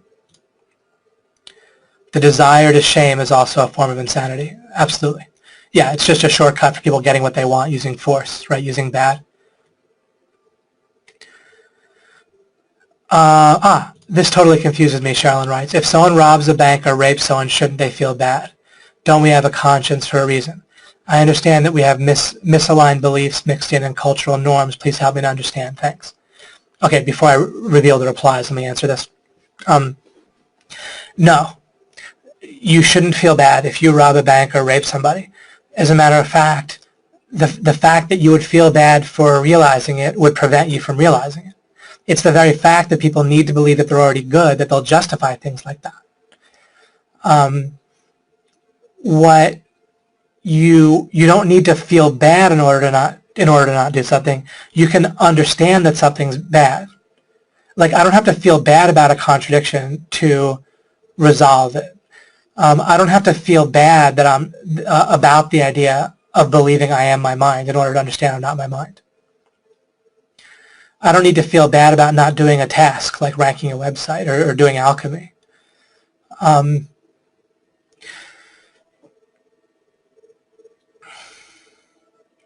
It's like a drug. Once somebody's hooked on cocaine, then they need cocaine to not feel bad. That doesn't mean that someone should take cocaine. So once you start out being trained by your parents that you should feel bad about a bunch of stuff, then in order to move forward in life, you have to feel even worse. Like when your parents and the rest of culture and the world you interact with tells you feel bad about this, you feel bad about that, you feel bad about this. So all these things make you feel bad, right? Everywhere you look, you feel bad about something. You feel bad if you don't have money, but then in order to get money, you have to go to a job and do something you feel bad about doing, right, for example. And then while you're there, they tell you should feel bad unless you do this task. And so you're so used to it, it's like being a drug addict, that you need to feel even worse in order to get over the hump where you have to do something that someone else is making you feel bad about. The answer is to slowly and steadily dissolve all these feeling bads, and then you no longer need to operate by being motivated by feeling even worse about stuff in order to not do something.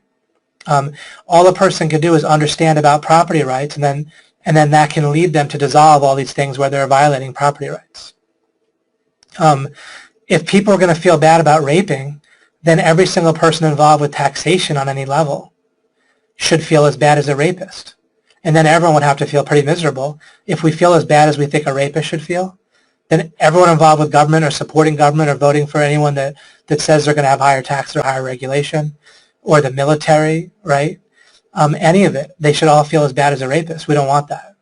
We just want people to understand, because there's no difference between taxation and rape, except that I prefer rape. I think that taxation is far worse than rape. Taxation is like rape with a bill attached, a massive bill. So no, it actually prevents. So hopefully that starts to give you a hint on how to work through it yourself.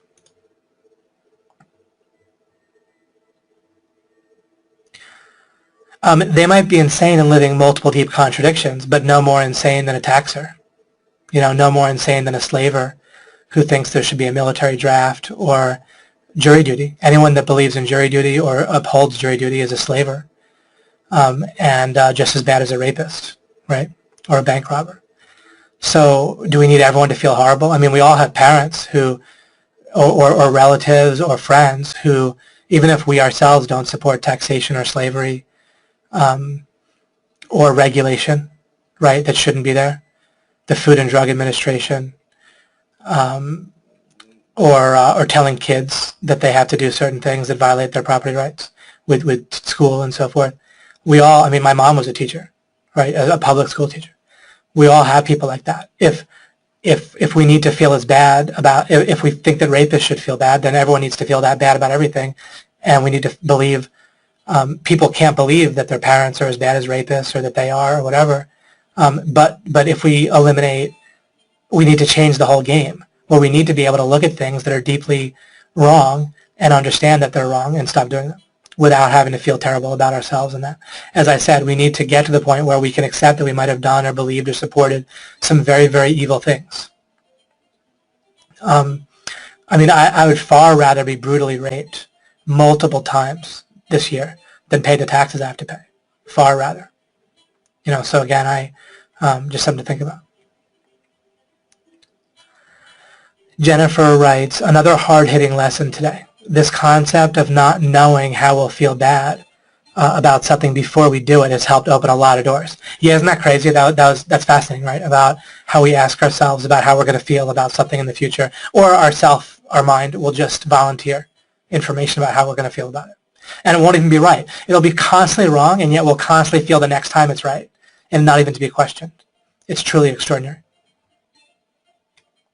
Yeah, we've all done it, right? I've done it. My nearest friend of me is my own mind. That's great. It's hilarious.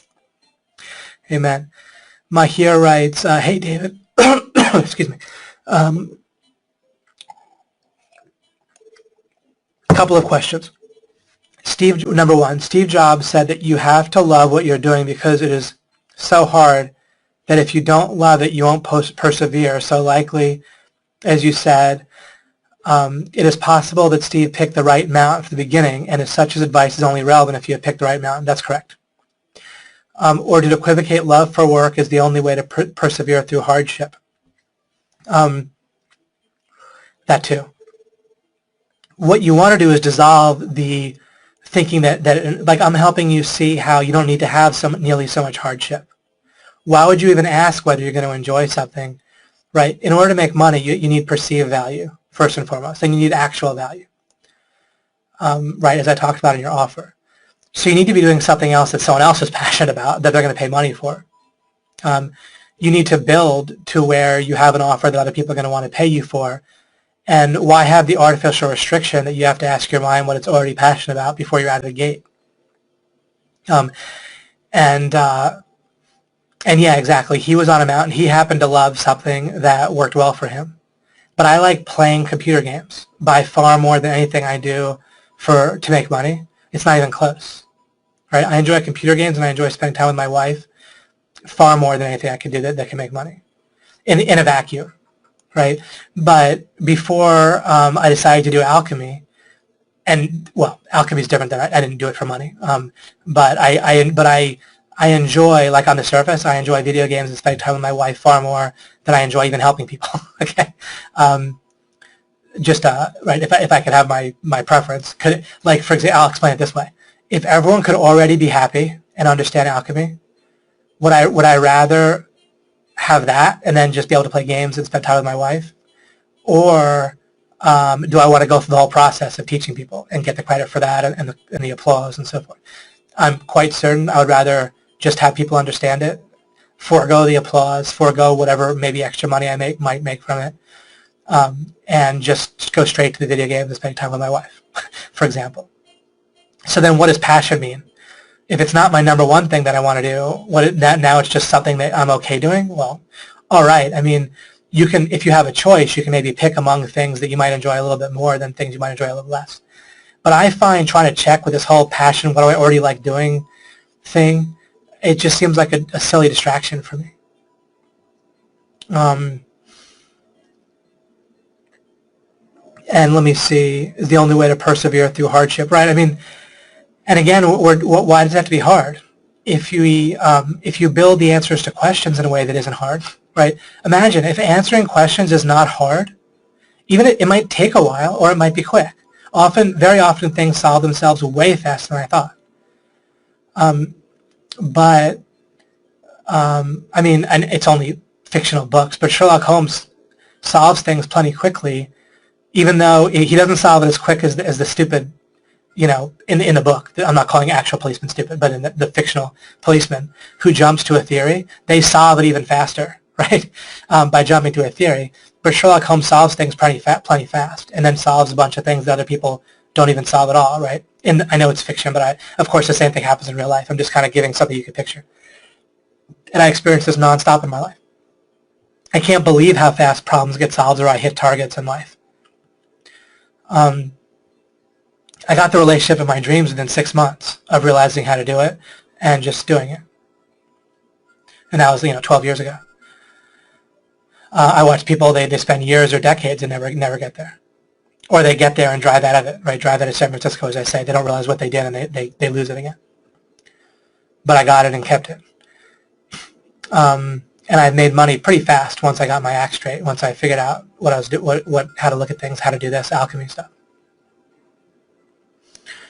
As I said, I paid off my house in 1.5 years, even that first time, despite having not much idea how to do it. I had some sense. I had an idea of how product launches worked at that point. But I didn't have actual clients or anything like that exactly.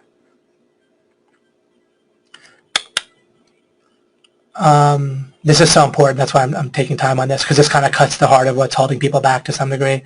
Or even if you're doing well, it's holding you back from doing even better. So you really want to dissolve hardship, right? What's hardship? It's feeling bad. It's, if something's hard, it's similar to bad, right? Unless hard means good to you. And if it does, that's fine. But there's a saying about math that's helpful. Math doesn't get harder than arithmetic, than basic arithmetic. It just gets bigger, right? Everything else in math, even calculus, is just basic arithmetic with more steps, just more numbers, bigger. But it's not fundamentally harder once you understand it the right way. What does it mean to have a starter kit and then start fresh? I don't fully understand that aspect. Okay, a starter kit lets you survive while you're building in a new place. Like, you can be alive and have starting knowledge and experiences and so forth, everything you have right now, and then you can have a clean space. Every time you ask a question in the right way, it actually opens up a new space, conceptually, that is defined by the question. And the better you define the question, the better a filter and an attractors, like receptors, are on the space. I'm being a little bit metaphorical, but this describes it pretty well. And this might even be an aha moment for certain people. So think of it like this. A question opens up a space. That space has receptors. It's like a cell. A cell has receptors and has a membrane that acts as a filter. So it's like an attractor and filters. And the better the question, it'll attract the right answers and the raw materials and the right answers, and it'll filter out the wrong stuff. And if you ask a question like, why do I feel so bad about this, or why am I so stupid, then that creates an attractor for things that are going to hurt you even worse, you see? And then, based on that new space that gets filled in, you can then build an even better cell with a new open space and a better membrane and receptors until you get just the right stuff inside that new space that you want, that hits your target. And now you have a new building block that'll help you hit other targets. Or now you've broken a bottleneck or solved a problem that was gumming you up. And Mahir writes in response, so even when we build scenarios through stipulations, are we building on a clean space by asking the right questions? Yeah, every new question, in one way of understanding it, every new question opens up a whole new space. It's creative. It literally creates. You don't create, it's like you lead a space to be created by seeking understanding rather than like, you're constantly going to feel, without realizing it, you're going to be rewarded by your mind. Your mind's going to tell you, but not in this way where it's obvious, be arrogant. Okay? Default, where people are just arrogant. They're rubber stamping their mind, which is arrogance, nonstop. The mind says, if this fits, great, you understand it. But it fits by being partly revealed and partly blurry. Just like that cop in a Sherlock Holmes book that's leaping to a theory. They have some facts. They don't have nothing. They don't just close their eyes from the very beginning of the case. and develop a theory. They have some facts, but as soon as those facts fit together in a theory they like, that's enough. Their mind says, not in these words, but yeah, you got it. Be arrogant now. Close off.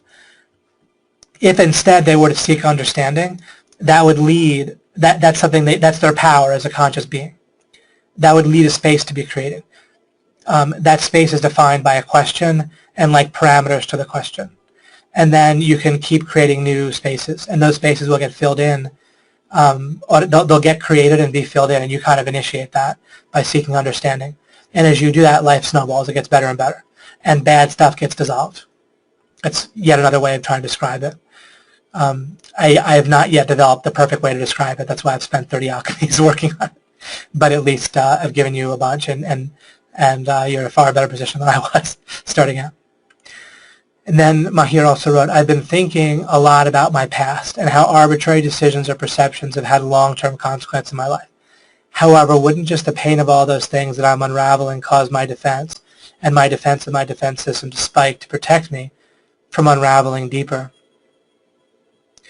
and further concepts such as feelings and you're saying and make more feelings of helplessness? No, not if you look at it the right way.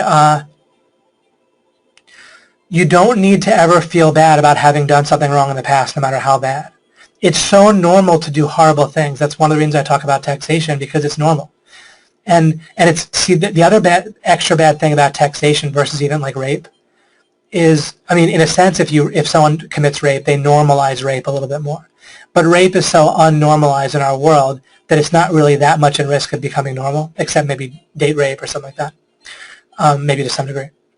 But when people support taxation or regulation, the right and wrong type of regulation, they're normalizing.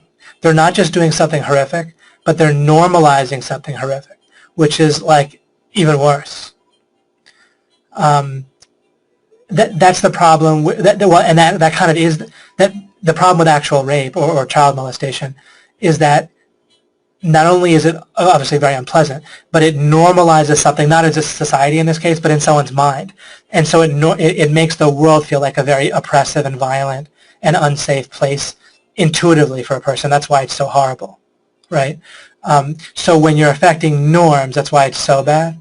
And so it does affect the norms in a person's mind of how the world is, especially when it's done to a child. But same thing if it's done to an adult, if it's done especially in a certain way. Can make it even worse. All rape, no matter how quote unquote mild, is horrific. I'm not ever trying to. Nothing I say should be interpreted opposite of that. But just obviously there can be degrees within that. And the more it affects, the more impact it has is the more it affects the standards and norms inherently of how a person views the world, right? Then the more it hurts them. So how did I get with that? Where did that come from? I'm trying to make sure I didn't lose a thread here. So you don't need, it's normal to feel bad, I was saying. Oh, and I was saying it's normal for people to do horrible things. Everyone, basically almost everyone does. I mean, or literally everyone does, or has done.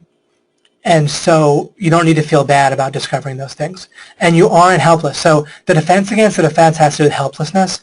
And what I've been trying to show you is replace it with, you're not helpless at all.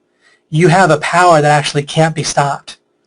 When you identify with yourself, with your mind, with your body, those can be stopped, basically, right?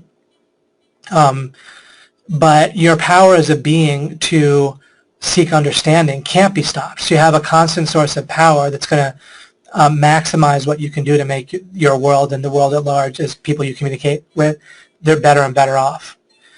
So you're fundamentally not helpless when you identify with yourself as a being that's conscious, that can seek understanding. No one can stop you from doing that.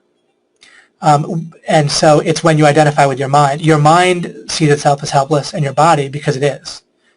And then it gets power through resources, through money, relationships, and so forth, more muscle, and so forth.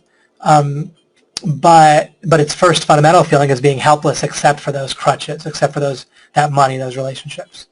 As long as you're identifying with yourself, then you need to defend against a defense. You have the defense against a defense where you need to defend against feeling helpless and believe that you're not doing so while you're doing so, like I talked about in the first and second alchemies.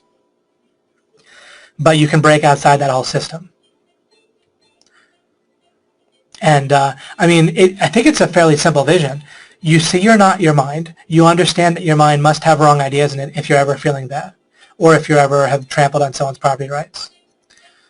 And then so you just want to figure out what those contradictions are and resolve them. And if you've ever violated things that have to be correct, like if you've ever talked or thought about something changing and still being the same thing, or if you've ever thought that you or somebody else should feel bad, then there's obviously contradictions in your mind and you want to unravel them. And every time you discover another one or a hint of another one, or then you get excited, you get happy. I think it's kind of that simple, but it comes from not identifying with your mind.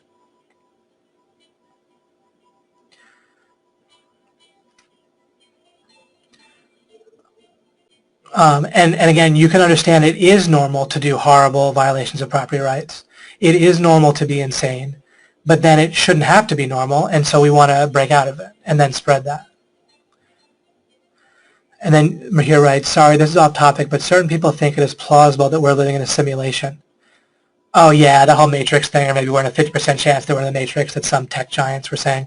Yeah, that's irrelevant. It doesn't matter because fundamentally the world is composed. That only matters if we think that we're composed of stuff. Like Deepak Chopra says, that scientists have shown that matter is made of energy. And so since you're made of matter, you're made of energy, and you're literally a being of energy, so you're made, and light is energy, therefore you're made of light. However correct or incorrect that might be, it's not fundamentally correct. Yourself, your mind and your body is not you, and it's also fundamentally not composed of light or energy. It's fundamentally composed of reasons. Just like anything in a computer game is fundamentally composed of code. And the code can code for objects within the code. It can have a physics engine, but it's still composed of code. And then the physics engine and objects are built out of code, literally. Your body, your mind, the energy, the atoms and everything, those are made of reasons, basically like code. When you understand the world that way, you understand it properly. You're not made of energy fundamentally. You aren't made of code, but your body and your mind are made of code. They're made of reasons, fundamentally, not matter and energy. There's code for matter and energy that we can understand and that operates regularly, and physical laws like a physics engine in a computer game. And the more we understand that, the better. But it's not fundamental. And it can't create anything. You're not made of those things. You can't be, because that stuff changes. And it can't be conscious. Reasons aren't conscious, and neither are things built of reasons like molecules aren't conscious. And if you put a whole bunch of molecules together, they don't become conscious. If you stack a bunch of if a domino isn't conscious, if you stack, or a Lego, one Lego is not conscious. If you stack 100 Legos on top of each other, they don't emerge. Conscious doesn't emerge. Right? Similarly, if you just stack a whole bunch of molecules together into a brain, it doesn't become conscious. A brain isn't conscious. A mind isn't conscious. To become conscious, you have to inherently have the quality of being able to be conscious. Reasons can't be conscious. Since you are conscious, since you have a consciousness field, you are something that can be conscious, a being, and that's what you are. Anything else you figure out about yourself, you have to figure out by reason, by figuring it out, by deduction. But consciousness field supersedes all, the intrinsic quality we share with God.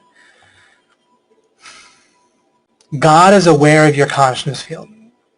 You are not aware of other people's consciousness field, nor are you aware of God's consciousness field.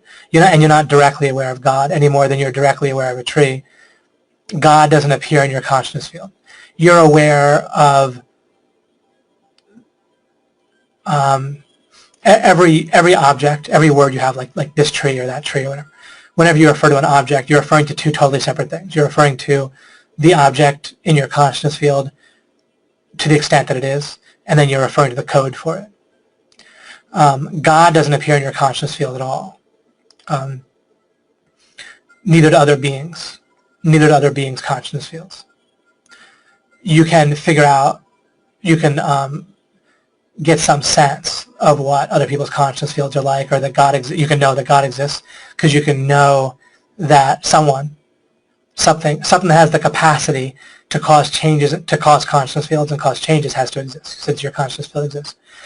It supersedes all in the sense that that's the only place where your knowledge is going to come from. All of your awareness and knowledge is based in something in your consciousness field. There's nothing else that you're aware of besides that. That's what your consciousness field is.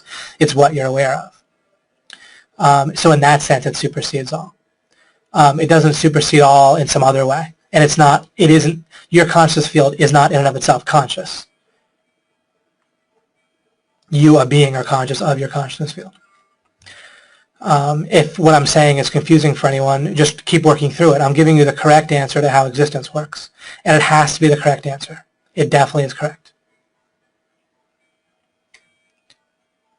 If it's confusing, then at least you're asking the right question, and it'll fill itself in as you work on it. Right? There's nothing wrong with not having the answer to a question, remember. That's what we've been talking about the whole time. But at least you're asking the right questions. If I point out to you that the normal scheme that people think of is just beyond silly. People think that like gravity and molecules and energy cause your consciousness field. Right? Well, none of those things can do anything like affect consciousness fields, except for as reasons.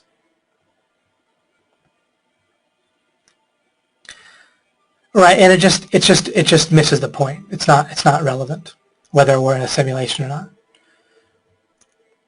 I mean, a lot of it is clearly wrong, but I mean, the idea that there's like artificial intelligence or higher intelligence causing a simulation for us, I mean, it's just an irrelevant question. It's just not a helpful question. I can get into it, but for now we just don't have that much time.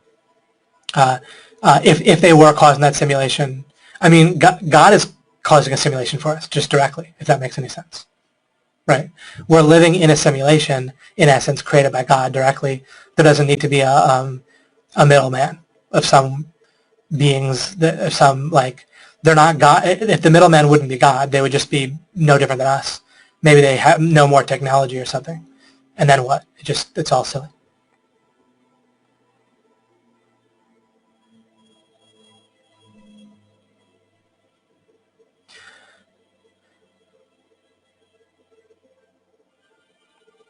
Robbie writes, still a bit struggling with the changing and remaining the same concept.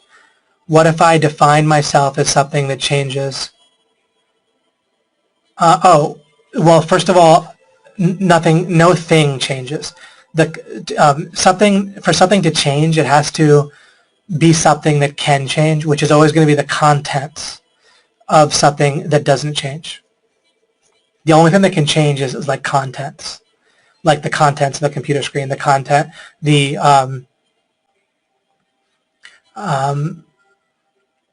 so you need an understanding of the world in which that takes that into account.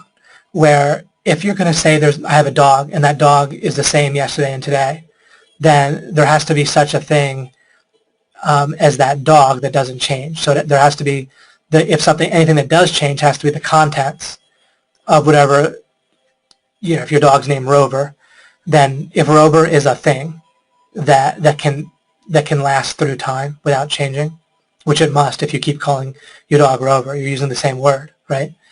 Then that implies something doesn't change about Rover. So there has to be some sort of thing that doesn't change, and then there can be contents. That thing can refer to contents that do change. And you need to have an understanding of the world that takes that into account. Until and unless you do, you can't think straight with words. And so you can work on that, and I can give you some hints.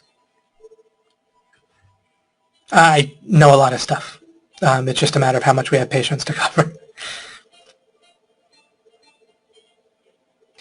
For example, for a physical world example, a shoe can degrade slowly over time. Therefore, it changes, but we would still necessarily refer to it as a shoe. See, you're exactly right, Robbie, except you need to turn this into a question. You need to say, wait a second, if I'm going to say it's the same shoe, then I need to be referring to something with that word that does not change. Any and all of your words need to refer to things that don't change, or else you're equivocating constantly.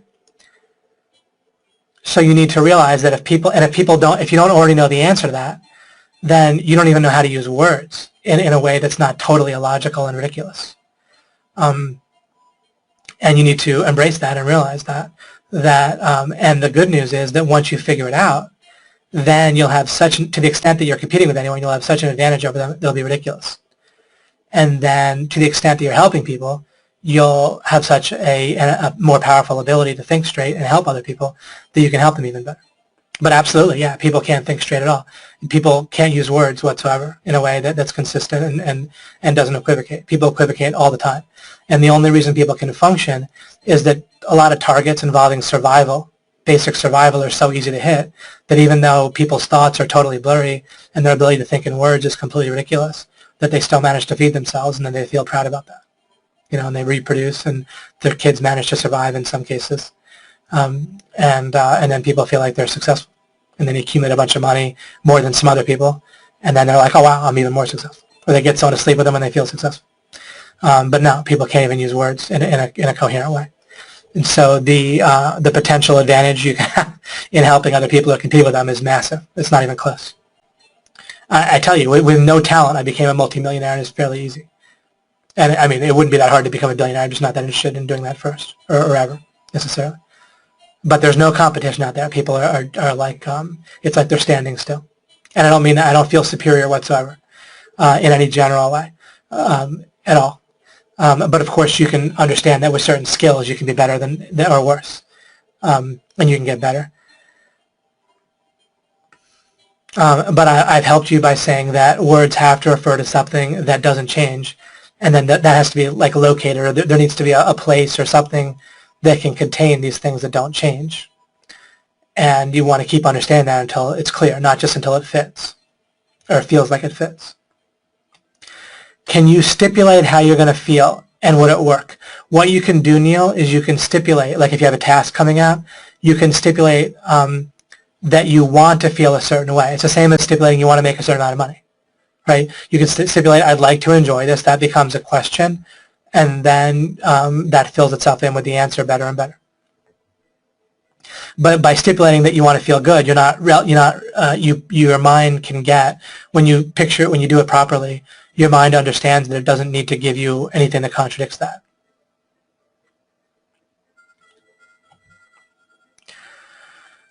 And I really just don't have negative self-talk. And if I ever have the slightest inclination, oh, I'm not going to enjoy this, it just doesn't stick around. I don't give it any credence, and it's not relevant. It's not relevant whether it's right or wrong. I already know that I can't know it, and then what do? I focus on what I do know. Okay, I know I'd rather enjoy it, and now I'll go do it. How hard is that? Focus on what you can know, not on what you don't. Rebecca says, people spend so much time doing this. I spent so much time doing consultation support with people that fret about failure that doesn't exist, creating a self-fulfilling prophecy of failure. The babbling of an insane source is so true. Words matter. Self-talk matters. Yeah, absolutely. Joseph said, I love it. Ask a computer that gets things wrong constantly. I don't know why, but that's cracking me up so much, right? Yeah, people do that with their minds, right? Our minds are constantly wrong about what we're going to enjoy and so forth. And yet, every new time we feel like it's so right that our mind has it right about what we're going to like. And we can see it in children, especially. Right? It's like crazy. They're absolutely dead sure about what they're going to like and not like, and how they don't want to transition to something else and so forth. Dead sure every time, and they get it wrong nonstop. And they're almost never right about how they're going to feel about something, and they're dead sure that they're right every new time. And then once you see that, it's pretty funny. You see it in your own mind, and it's just ridiculous. But people live this way, and they still feel like they're intelligent, smart, and there's no reason to go and delve into how their brain's working. Truly amazing. I can't believe how insane I was when I started out on this stuff. And I could, feed myself okay. I mean, not that well, but all right. Garbage in, garbage out. That's right. And obviously, garbage came in, right, when we were one. Positivity attracts positivity, and vice versa. That's right. Yeah, the law of attraction is correct as long as we understand that we attract the implication of our thoughts and actions. We attract what's really true, right? And my illustration of that is the Affordable Care Act, right? It doesn't, I'm not talking about, I'm not making a political judgment. I'm just saying that the fact that the Affordable Care Act, right, Obamacare, is called the Affordable Care Act, and the fact that he said it would reduce everyone's health care costs by $2,500 for a family each year doesn't make it true. And so intention does not attract that which you supposedly intend. What you attract is what's true in the case of the Affordable Care Act. Whatever actually would logically necessarily happen, whatever the real life consequences would be of the bill, the way it's written, the bazillion million pages of it, whatever the real implications of all those words are, given the also reality of the government that has to interpret it, right? That's what it's going to attract. It's not just going to attract what the name says or what the politician claims is going to happen. So you're not going to attract what you intend to attract in life. If I were to have had the OMG coaching be I make a syllabus and hire a coach like what was normal back then, totally normal, so normal that people were really pissed off at me. Not Mike, but like investment partners or whatever, with an infomercial that we had made, thought that I was a real jerk and crazy for not doing that, for not just giving coaches a syllabus to have them go through with coaching members that were sold via these boiler room phone sales. That was the model that we were given. Their intention was, oh, we're going to over-deliver, oh, we're going to help people become successful, blah, blah, blah. But how possibly could a person who's an employee and their job is to be a coach, how could they help someone become an entrepreneur? That doesn't make any sense, right? It could happen by accident, but it's not. I mean, the implication doesn't make any sense. So the intention, these guys were like, oh, we over-deliver. We always make sure we have a great product. We always make sure we over-deliver. And yet they were going to have that. That was their way of doing it. And they don't even control the sales message very well, right? Because if the salesman is paid based on sales they make, not on whether the customer is successful, right, then that's the implication of that. They're going to want to make a sale, not have a successful customer. When I do sales, I'm writing a sales letter, let's say, and when I talk to the other people that I work with and what we'll say on webinars, what the parameters of the offer are, how we'll present it, then a big part of my focus and how I'm compensated is on whether the customer is actually successful, right? I'm the president of OMG, the snowballing effect, the quality of my life, the emails I'll receive, or the hate or lack thereof, and so forth. My income really is based on whether people are successful to a large degree. And that's not the only parameter, but it's huge. A salesperson on the phone for a coaching floor, for a coaching program, they're zero connection between, no implication, right? So they're going to attract what they attract based on the real implication of the situation. And so that's very, very important that intention doesn't inherently mean a hill of beans. You do not attract what you intend to attract. You don't attract what you allegedly think about. You attract what the actual consequence of what you're thinking about are. Lamborghinis and women, you like that, right? Sherilyn said, David Mills, thank you for the gems. Oh, you're very welcome. Matt says, David, part of my problem is not arbitrarily crossing things off, but, part of my problem isn't that I arbitrarily cross things off, he would say, but maybe that arbitrarily taking things on. For sure, you need to declutter, right? Then I have an issue with resources, and there's my current responsibilities. My understanding now would be to find the right foundational questions. So one question would be, what one main objective do I want to do regarding money? And remember, you don't need to fly right to the answer. Let the answer fill itself in, right? I can easily imagine someone hearing me say that and saying, okay, so what is it? And they just want to go with what their mind tells them. Well, maybe you don't know what mountain to climb first. And so the first thing is you genuinely ask what mountain to climb and let the damn answer fill itself in properly. Okay? It doesn't mean that now with something like that, you can also realize you can't know for sure. It's great to realize times when you can't know for sure just like with who you're going to marry. You can't know for sure that the person that you might want to marry is the absolute best match for you on the planet Earth. But you're never going to know that, and so you realize that's not what you know, and so instead it's a threshold thing. It's hitting a target that you don't have to hit a bullseye, okay? So you recognize that there's not a question of maxing it out perfectly. It's a question of hitting a threshold. So you need to understand that, and then you find an objective regarding money, let's say, or regarding different things in your life, and you figure out whether you want money to be that thing that you're mainly going for. I wasn't going for money at all.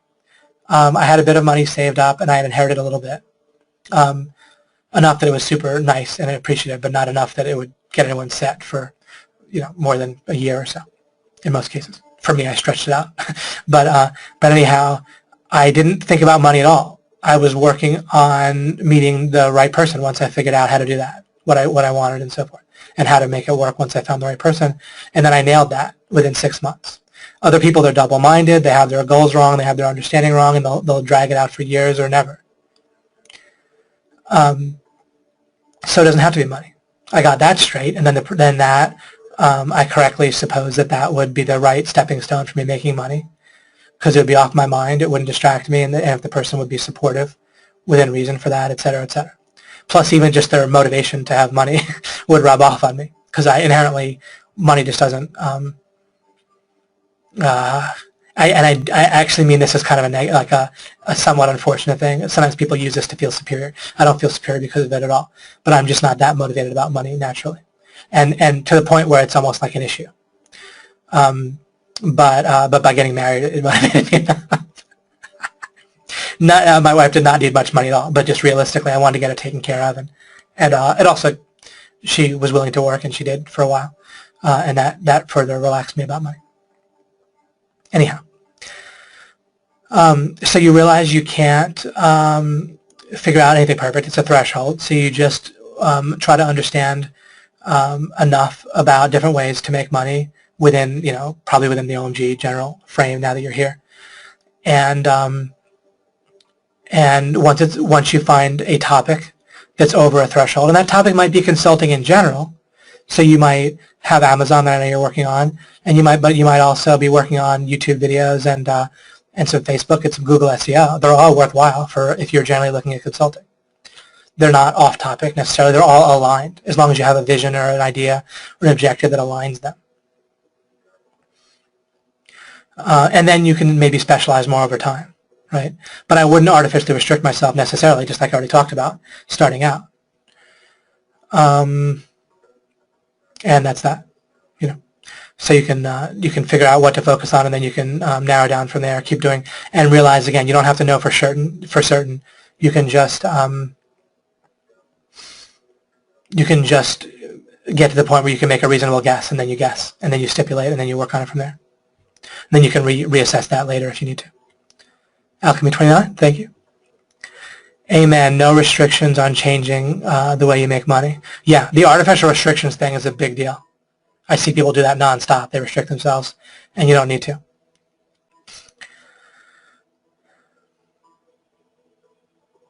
Bryce wrote, awesome. I go through OMG and analyze a video a day or so, depending on how busy I am with school. I feel that anxiety of making money as soon as possible because the expenses for my parents is going up. I feel that if I on Monday go up to one of the clients I have in mind, being a sales rep and so forth, I'll be trampling on their property rights if I said I can give them more traffic, but could not perform due to studying. Right. Yeah, you might be, and then you should maybe hold off if you think you are, and wait till you're not. But you just have to, no matter what, you don't want to trample on someone's property rights. You might go to try to make the sale without doing so. Or you might need to wait, or you just might need to work more hours in the day and get it all in if you just need to for money, right? But just try to think clearly about the whole situation and ask the right questions and build from there. Chris wrote, remember you're restricting yourself in terms of college. You're presuming that you want to be in college, having all the debt and expense of college. And that could be an artificial restriction on your money getting. Or it could be something you stipulate, but if you're not going to reassess it, then don't. Or if you do. But if you, I don't know, if you don't have the money to pay for it exactly, then you might need to reassess that. If you do have the money, but it's just your anxiety about your parents having it, then let go of that. The anxiety is not going to help you study in school, and it's not going to help you make money. All you need to do is make things more or less of a priority. You don't need to ever rush. If you make something a priority and you operate on it in the right way, building on what you know, then you're maximizing out and you never need to rush. And if you have to make an appointment, you just make it and do the best you can in the moment. Oh, congratulations about being debt-free. Good. And then don't be anxious about your parents. Listen, guys. I mean, if you can take care of your parents, great. But you've got to take care of yourself financially first. You can't do both at the same time. And taking care of yourself financially doesn't mean that you make all the money you need to make for your life. I'm not saying that before you help your parents or somebody else. But there's no reason to have anxiety because you feel like you need to be responsible for somebody besides yourself, is all I'm saying. And often the most effective way to help somebody else is to get yourself straight first. Chris said, David, I admire you for not restricting yourself to traditional ways of finding a romantic partner. Now it's more common, but 12 years ago it was not acceptable, but you moved forward to realize a great relationship. Yeah, absolutely. Yeah, it worked out great.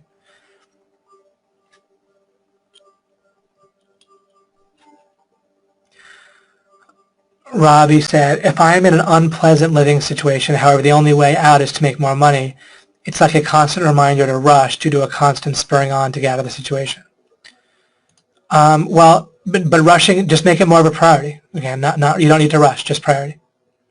The whole idea of rushing and feeling stressed in a bad way is this whole thing I talked about before, which I think was Sherilyn had a question. It might have been someone else. But, about the feeling bad, right? Yeah, I think it was Sherilyn. You only need to feel bad to overcome this assumption of feeling bad, much like a cocaine addict needs to take cocaine if they're already addicted. So the more you let go, and you can just gradually do this, of feeling bad about stuff in order to, just for no reason, the more you let go of when you don't need to feel bad, then the less you need to feel bad in order to get past the feeling bad that's arbitrary. So in other words, if you develop these little things where you feel bad if you don't do a certain amount of work each day, or you feel bad because what your parents are saying to you, or that you're living with your parents, or you're not living up to this standard or that standard, that's arbitrary. So you can dissolve that. But once you have these arbitrary feeling bads, then you need to feel even worse about not taking action in order to overcome this feeling bad that you have that you don't even need in the first place. So you eliminate the arbitrary stuff, and then you won't need to ask these questions like, but I need to feel bad in order to take action, or I need to feel bad in order to accomplish this goal. Again, that's only coming from having to overcome the obstacle of feeling bad on the way to your goal that you don't need in the first place.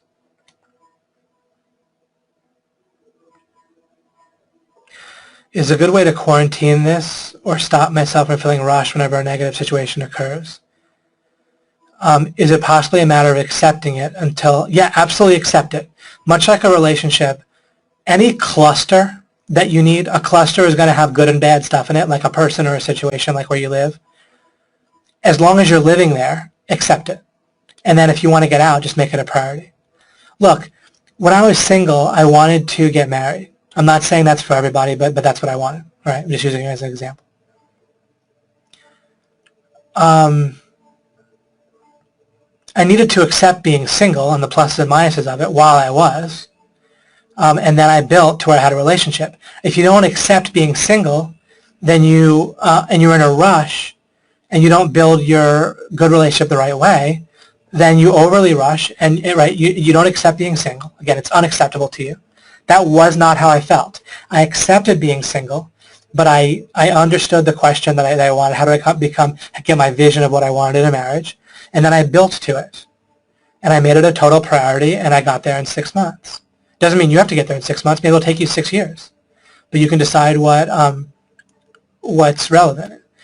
But for a lot of us, it's realistic to do it fairly quickly if you focus on it, but you don't rush. I know people that rush, and then they're still trying to do it, or it took them 6 years or however many years, because they kept getting in relationships because they were rushing, and not because they were building properly. If you rush to fill in the right answers, you'll end up with the wrong answers too often, and then it'll take you far longer. You'll get a false sense of closure, including with alchemy, right?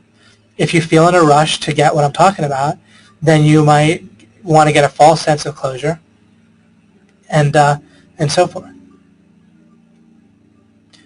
Got a wow from Mike an hour ago. Jason wrote, I was able to embrace the flip of approaching questions with method. I've been using LOI for a while, and it was when I realized that others, and me prior to law of implication, do really approach questions with no method, without law of implication. Beautiful. Yeah, Jason's really done great with law of implication, and this is great about his testimony. Asking others questions like, what can we know about God, has been met with people getting upset or attacking what they perceive about my identity. It was really when I heard someone say that there is no method and nothing can be known, and seeing others not want to build anything or for our minds to meet on anything solid. That was profound. This is when I realized that my mind had that same assumption, right, exactly, and was acting just like this. That's awesome, Jason. Yeah, read over what Jason wrote a few times, guys. It's beautiful. It's exactly right. This is actually mind-blowing. Thank you, David Mills, wrote Nicholas. Jason said something else, something interesting I want to share. And based on his last thing, I'll read it too. Remember, I don't read these before I read them out loud. Something interesting I wanted to share. There was part of law of implication where you talked about a person who is texting and driving, acting like a person who's playing Russian roulette with a crowd of people. But people tend to act like it's no big deal. When I originally heard that, I built a scenario and it didn't seem to match. One person just seemed careless, and the other was intentionally planning and carrying out a terrible act. That terrible act was playing Russian roulette, like in a mall, where they were just like firing, like potentially firing into a crowded mall. Anyway, just a few days ago, my wife was driving, and I looked over at a lady who was looking down, texting, and looking up periodically. It really did feel like somebody was periodically pointing a gun in my direction, and I caught my mind glossing over things. It seemed like what I was doing before with my original scenario was not putting myself in the crowd of that mall or next to a person texting or driving. Very cool. Yeah, I talked about it strongly, like it was important, right? And because I said, look, if someone's going to do that, is that someone you really want to date? Would you? And I said, well, maybe. I'm not saying it is or isn't, but would you date someone who walked into a crowded shopping mall, pointed a gun with one bullet in it, with a Russian roulette type of thing, and pulled the trigger? If you wouldn't do that, why would you date someone who texts and drives, if you had a choice? And I'm not saying you would or wouldn't, but I'm pointing out that even just that one act, people would say, well, it's just one thing. Well, so is the Russian roulette example in a crowded mall, or pointing at a crowd of people where you'd hit someone probably, you know?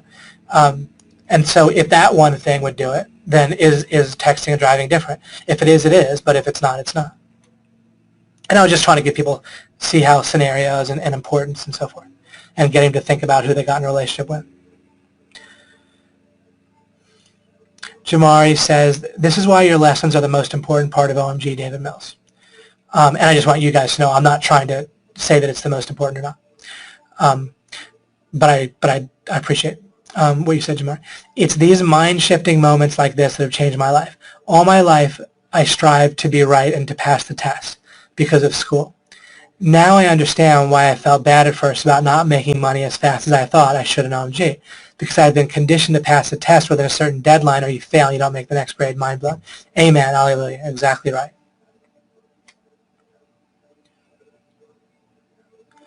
Chris wrote, I'll have to wrap up pretty soon here, but David, I love the application. It's starting to sink in. Are you related to Bob Proctor? I appreciate the compliment, Tyrell. Thank you very much. He's just unbelievably wonderful. I appreciate Bob so much. Chris wrote, David, I love the application of the understanding process to business. I applied this process to the bigger questions, but it is refreshing to use this questioning process within business relations so as to establish an authentic goal, moving forward toward it with understanding, filling in the missing pieces. And I can testify, guys, I really do this in business. And it really helps me nonstop. It's kind of how I do business, without allowing the mental doubts or supposed norms to interfere. Semi-soft lock. Business can be very enjoyable, even fun. Yeah, you can reframe and re-understand business, but in practice, like this, in practical application, you can reframe business into you wake up in the morning and you discover questions. You don't even know what they're going to be. I mean, someone can email you something and with an issue and that you have to solve, right? Or a potential client could say, hey, I want to meet with you. And you just discovered you have more questions than you thought that day, right?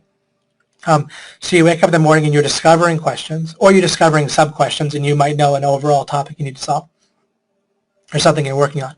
But you discover larger or smaller or sub-questions, and then you apply the correct question answering method, the law of implication, to it. You build on what you know. And you don't rush. You prioritize, but you don't rush past that. You don't need to feel bad about anything in order to accomplish a goal. And as a matter of fact, it's counterproductive to try to force an answer in, or when an answer seems to fit, immediately stop questioning, immediately don't check, don't look, right? Just like a policeman who looks at some facts, looks at the crime scene, might wait for an autopsy, and then has their pet theory, and then they force all the facts into that. That's not how you want to be. You just look at business that way, especially if you're an entrepreneur. But even if you're an employee, you'll probably rise really quickly through the ranks if you look at life that way. You'll be calm, confident. Plus, you'll be doing that just in your relationships with people, and so people will like to be around you. They'll like to have you in the office, et cetera, et cetera. DNA testing ongoing. That's funny.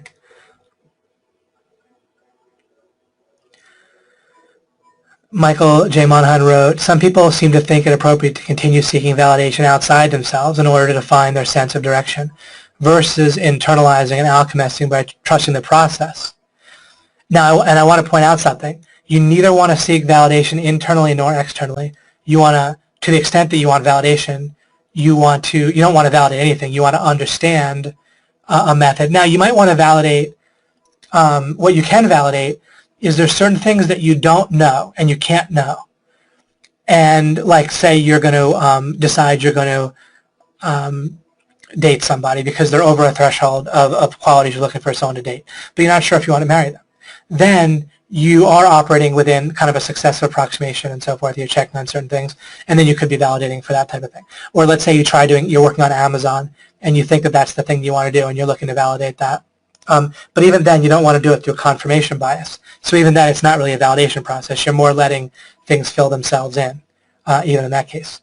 So you're not trying to validate internally or externally, and mostly not even ever validating, but instead, you're letting the right answers fill themselves in by building on what you know. People will say, "Oh, I don't need to be validated externally. I don't care what other people think. I care only what I think. I do it for me." Well, where did that come from? The ideas in your mind came from other people in the first place when you were young, right? So you can't think for yourself by thinking based on that, because you're just thinking one step removed. It's just what other people think laundered, like money laundering, through your own mind when people try to think for yourself, or when you try to be validated internally, or when you try to seek answers internally and so forth. You seek answers through method this way, by building, not through internal or external validation.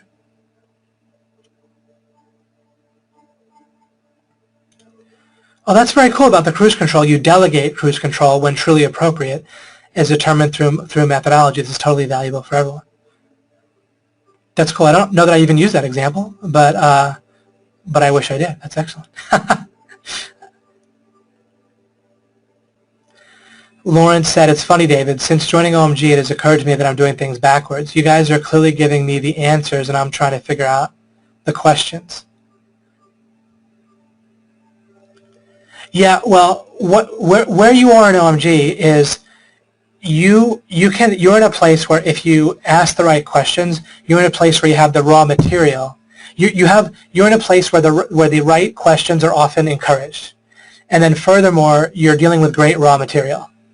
And so the problem is, if you're in an environment with a lot of bad raw material, then it's so much harder to get the question just right, because you have to get the question in a way that filters out so many potentially bad answers. And so it's way easier to get over the hump of making money in this case by being in a place where the raw materials are really good, where the answers are consistently reliable and correct. I don't even mean that they have to be in every case, but they're overwhelmingly, you're getting the correct current answers that you can trust in OMG. And so you can ask questions without having to hone the question so difficult, so hard. Whereas let's say you were just trying to learn on YouTube how to rank something on Google or whatever. There's so much wrong and outdated and misleading information out there, even as there's some correct information, that you'd have to just take so long in honing your questions and trying things and asking better questions and realizing that you had to filter out, like ask questions that in the right way. Just like if you're dating and in your pool is really tough people, then it can be so much harder to figure out the right questions to ask so you don't get stabbed in the back and so forth. So it really does matter if you're in a place where It's just like a cell, my cell example of a cell membrane. If there's toxic stuff all outside the cell, then it becomes so much harder to make a membrane that filters out all that bad stuff and only attracts the right stuff. However, if there's all this wonderful stuff out there, then it's much easier to make a simple receptor that just receives the good stuff, and you don't have to have much of a protection against bad stuff. So that can help you explain why it matters, what's out there in terms of answers and questions, and how they iterate. And it's not as simple as just asking like one right question, but then you have to hone it depending on how difficult the environment is. It was so hard for me to figure out this stuff in the first place because the environment is not very conducive to asking these types of foundational questions and finding answers, to say the least. I couldn't even read them anywhere. I had to keep on smashing wrong answers against like things I had to know that had to be correct. Like figuring out how to think properly with words was very difficult, right? And I might delve into that more in the last one. I'm going to try to close as many loops as I can in the final webinar. Peter said, you've mentioned once that you try to avoid not having too many open loops in your mind. Can you draw a distinction between an open loop and an open question? Can I have too many open questions? You can have, questions that are unaligned. Let me think about different things here. Of course, now when I was saying that, as you know, I meant that kind of for your sake. If I had too many open loops, then I can just sort of lose my sense of where I am and what I'm talking about.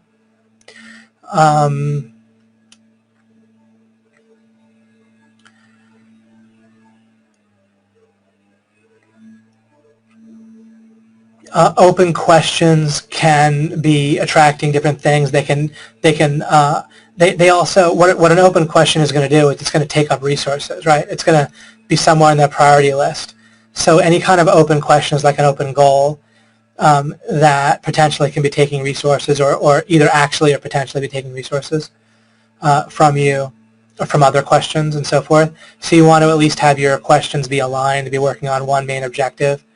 And if you have questions about things that aren't very important but they feel important, then like the priorities are messed up, and that can mess with your resource management, for example.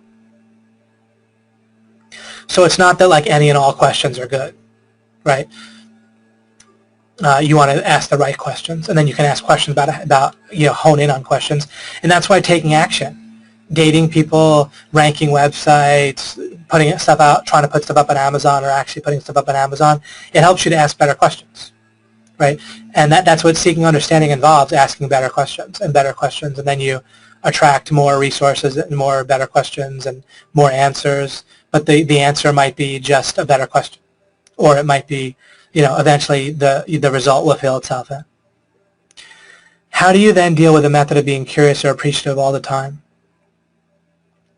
You still prioritize what you are curious about, and I don't mean you're curious about everything, every shiny thing.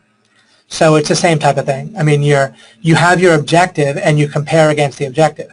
So I'm pretty clear on what I want to accomplish on a particular day or a particular time. I'm pretty clear on what goal is open at a particular time, and my mind is pretty decluttered, generally speaking, and I live my life in a way that keeps it mostly decluttered. And I'm aware, and if it becomes cluttered, I'm aware that it is, and then I have a new objective to declutter it first, and that's how I make room for the next thing. That I might, like a lot of how I go about achieving goals, actually, a lot of my curiosity for, like, let's say someone wants me to do a promotion, or let's say I have a launch I want to have come up, or I want to make an infomercial that might get us leads. Then the way that I'll go about starting to have that happen, or let's say I want to have a Facebook ads that might get us leads for our business. Then my initial process is I'm curious about how to declutter. I'm curious about how to open space where I don't have some other thing we're working on as a business, or that I'm involved with working on, or that another person who can spearhead the project, how to have them open up so they're decluttered so they can work on that. And that's literally how I go about. And that's not me making that up on the spot or anything. I do that consistently, constantly. And it'll look like I'm not doing anything to achieve that goal. Right? I might do a whole product launch of Spec Ops in order to declutter a number of things I want to declutter in order to accomplish something else that I want to get to. But then I'll realize that the way to do that is to do a whole product launch first. And it'll look like I'm making no progress on the next thing, but as a matter of fact, it's exactly aligned with the next thing because I'm decluttering and I'm opening up a space. And that's how I operate. So hopefully that shed some light on what you asked there. Okay, I'll go into lightning round here. Jonathan Beale says, growing up in a strict religious household, it is often hard not to feel bad while committing certain actions that are considered sins in the Bible. I understand that. How do you discount the words in the Bible about what we should and shouldn't do, like sex before marriage or drinking or any of the other restrictions that are mentioned? You were saying that the main goal is to create more good for ourselves and those around us. How do we know there are no guides or restrictions on making the definition of good unbiased? Okay. So property rights and love will correctly turn out to be the correct answer. That'll help you, but I'll try to show you how to dissolve what's blocking you from that. Jesus himself said that the entire law is taken up in the first two commandments, and if you look at the first two commandments, they'll reflect exactly what I just said. He says, love the Lord your God with all your heart, mind, and soul. All your heart, mind, and soul. So that involves love and caring about others, right? Because no matter who you hurt or no matter who you help, that's reflected. God feels that. If you hurt, if you ever want anyone to hurt or even have justice on them rather than repent, then you want God to feel that. If you want any person to ever feel that, ever, you want God to feel that, which is a contradiction to loving God. That's number one. Number two commandment is phrased differently. It's love your neighbor as yourself. As yourself. Not more than yourself, not less. And then you can see how that relates to property rights. Right? You respect your property and theirs. Figuring out exactly where the line is with property rights is sometimes gray, but at least if we're asking the question, we're doing our best. And then love also helps to make up that difference. So you respect your property and other property evenly. Other stuff regarding the Bible, you can't know something. The idea that the Bible is true is not a foundational belief. It might happen to be correct, but even then, if the Bible were true, then you could read it in any language. You should be able to read it in French, even if you don't speak French and understand it. Meaning, if the Bible just imposed perfect truth on you, why should you have to read it in your language? It just imposes truth on you. And why do you have to read it? You should just be able to glance at the Bible or even think about the concept of the Bible, and all truth that's contained in the Bible should be imposed exactly the same on your mind as everyone else's. If it was true in that sense.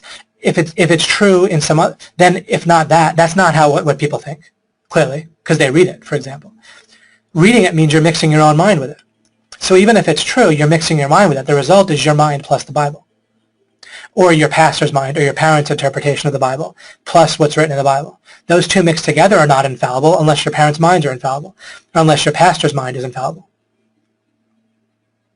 And we can look at simple, this is the thing about taxation being such a powerful way to break out of our box, is these people, I'm a Christian, okay, but Christians and other people, secular, college, liberalism, progressivism is its own religion, right, where the priests are professors and media figures, and they act just like religious figures themselves, and what's right and what's wrong, and violating their code is looked at as worthy of destroying you, right? So there's the leftist religion, there's Christianity, and there's other religions, Judaism and so forth. In any of them, none of them seem to have an issue with taxation, extortion, which again is worse than rape. I can tell that because I'd rather be brutally raped multiple times rather than pay taxes. And at least some other people would make the same choice, not everyone. And maybe after I made that choice, I would change my mind back again. However, plenty of people would choose it, so we can't tell.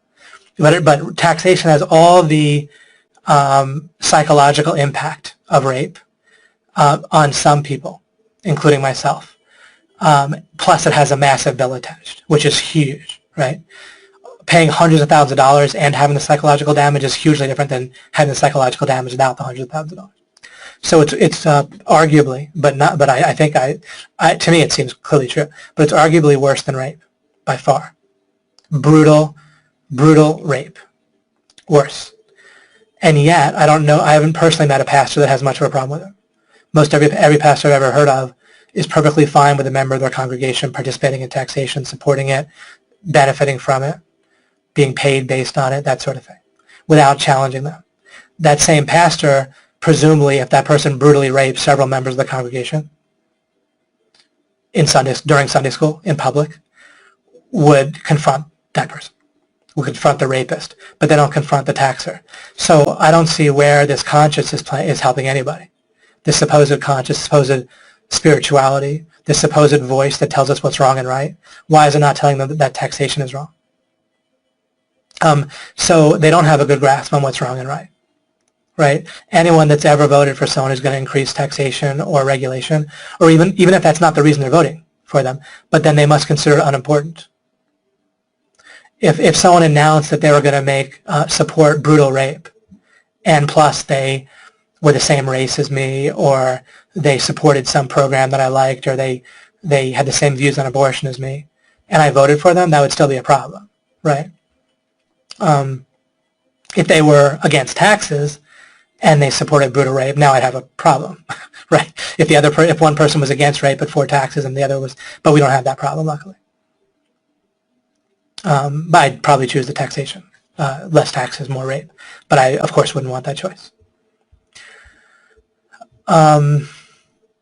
So I'm doing this to help break you out of this feeling like norms make sense. And I'm also showing you how to, if you stick with what you can know is true, and I pointed out a whole bunch of things, if you replay what I said, that you can know are true, including how I said that if the Bible was true in the way that people act like it is, then they shouldn't have to read it at all, or they could read it in a foreign language, and it would just impose the same meaning on everybody.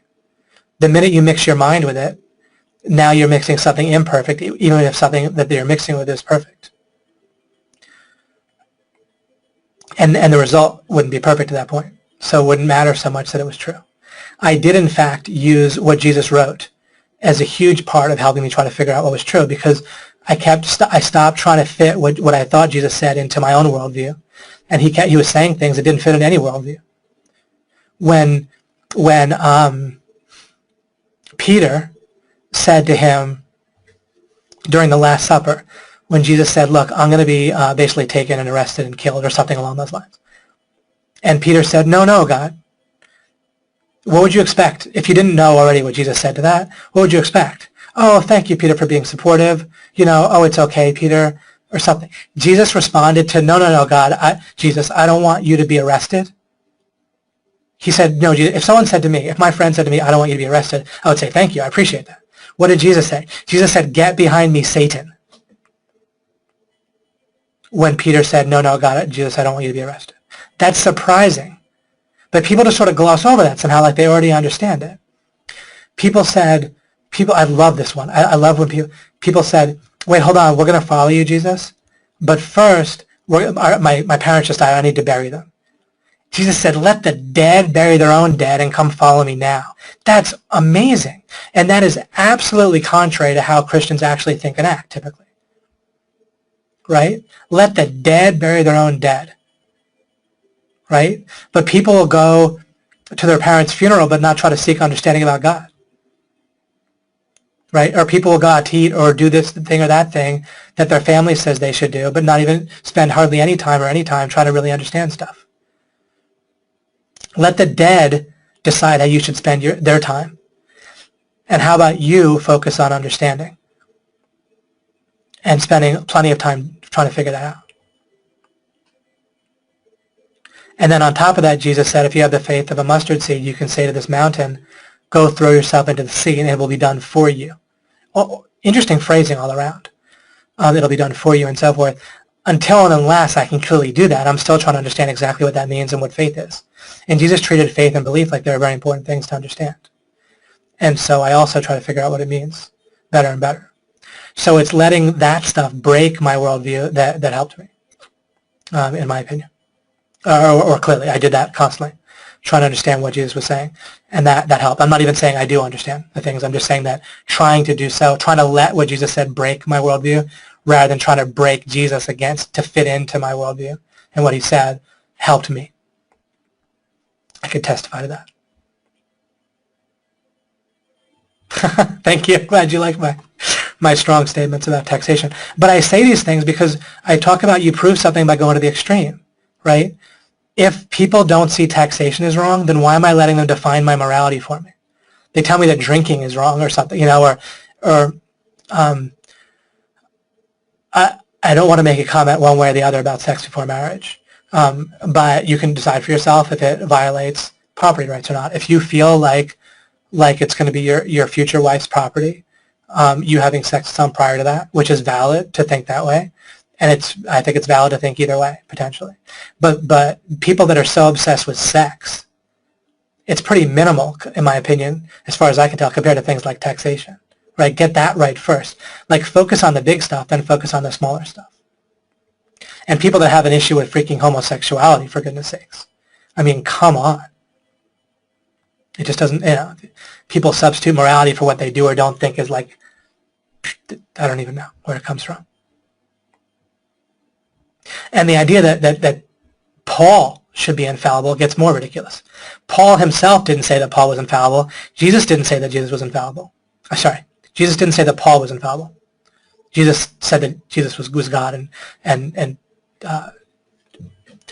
I think it can easily be interpreted, obviously, that Jesus was saying that Jesus was infallible. But Jesus didn't say that. Didn't mention Paul whatsoever. So there's this guy that's going to come, that's going to be totally infallible, that's going to basically sub in for God, right? Because Christians say, let's see what God wrote, and then they'll go to something Paul wrote, or they'll use it as an excuse to condemn millions of people, drive many to suicidal feelings. I'm talking about homosexuals here, the way many Christians condemn them. And they'll say, oh, I love homosexuals, and I accept them, and I love them, but they'll still think that it's sinful and wrong. Well, thinking that someone's sinful is a pretty major judgment, and it really hurts people, and it really can affect their ability to get jobs and so forth. So it affects their reputation. And so if you get it wrong, it's a violation.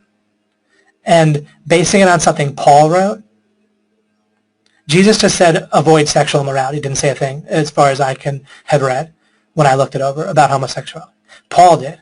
So Paul is our reason for oppressing millions of people for no reason and making it that incredibly harder to witness to other people and be an example for people. And it's so important that it's more important than taxation, because that'll be condemned, but taxation won't be. Extortion won't be. Slavery won't be condemned. The military draft or jury duty won't be condemned. And actual massive, horrific, full ownership slavery in the 1800s wasn't condemned by many Christians. Of course it's condemned now, but many Christians didn't condemn it at the time. And yet they condemned homosexuality, but not that. For goodness sakes. I believe Jesus was God, but giving our morality up to these people, give me a break. Yeah, I mean, there's plenty of stuff that Paul said that doesn't square right with me. I think he was pretty awesome in a lot of ways, but treating him like he was literally God makes no sense. Paul didn't claim to be God. Jesus didn't mention him at all. And like Paul wrote that Scripture is profitable for reproof and correction and so forth, Paul wasn't referring to his own freaking writing. It wasn't Scripture at the time. He was just writing letters to churches. It makes no sense. So so again, focus on what you know and build from there. If you can build all these things that are wrong and sins correctly, then great. Don't do them. And I'm all for that. But just make sure you can build it. And if I'm wrong about any of these things, no problem. Just show me how to build it, and that's great. I don't have a dog in the hunt when it comes to homosexuality. It doesn't matter to me, except for that I don't want people to be hurt for no reason, and I don't want Christians to ruin their ability to witness to people and their example to people by being wrong about something like that. Why is it necessary? Why fight a battle where we don't know, when instead we can get things right? Focus on what we can know. And why even die on the battlefield of an arbitrary book being infallible?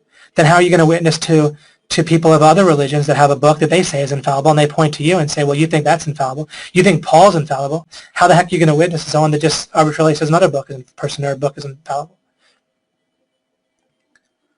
Right?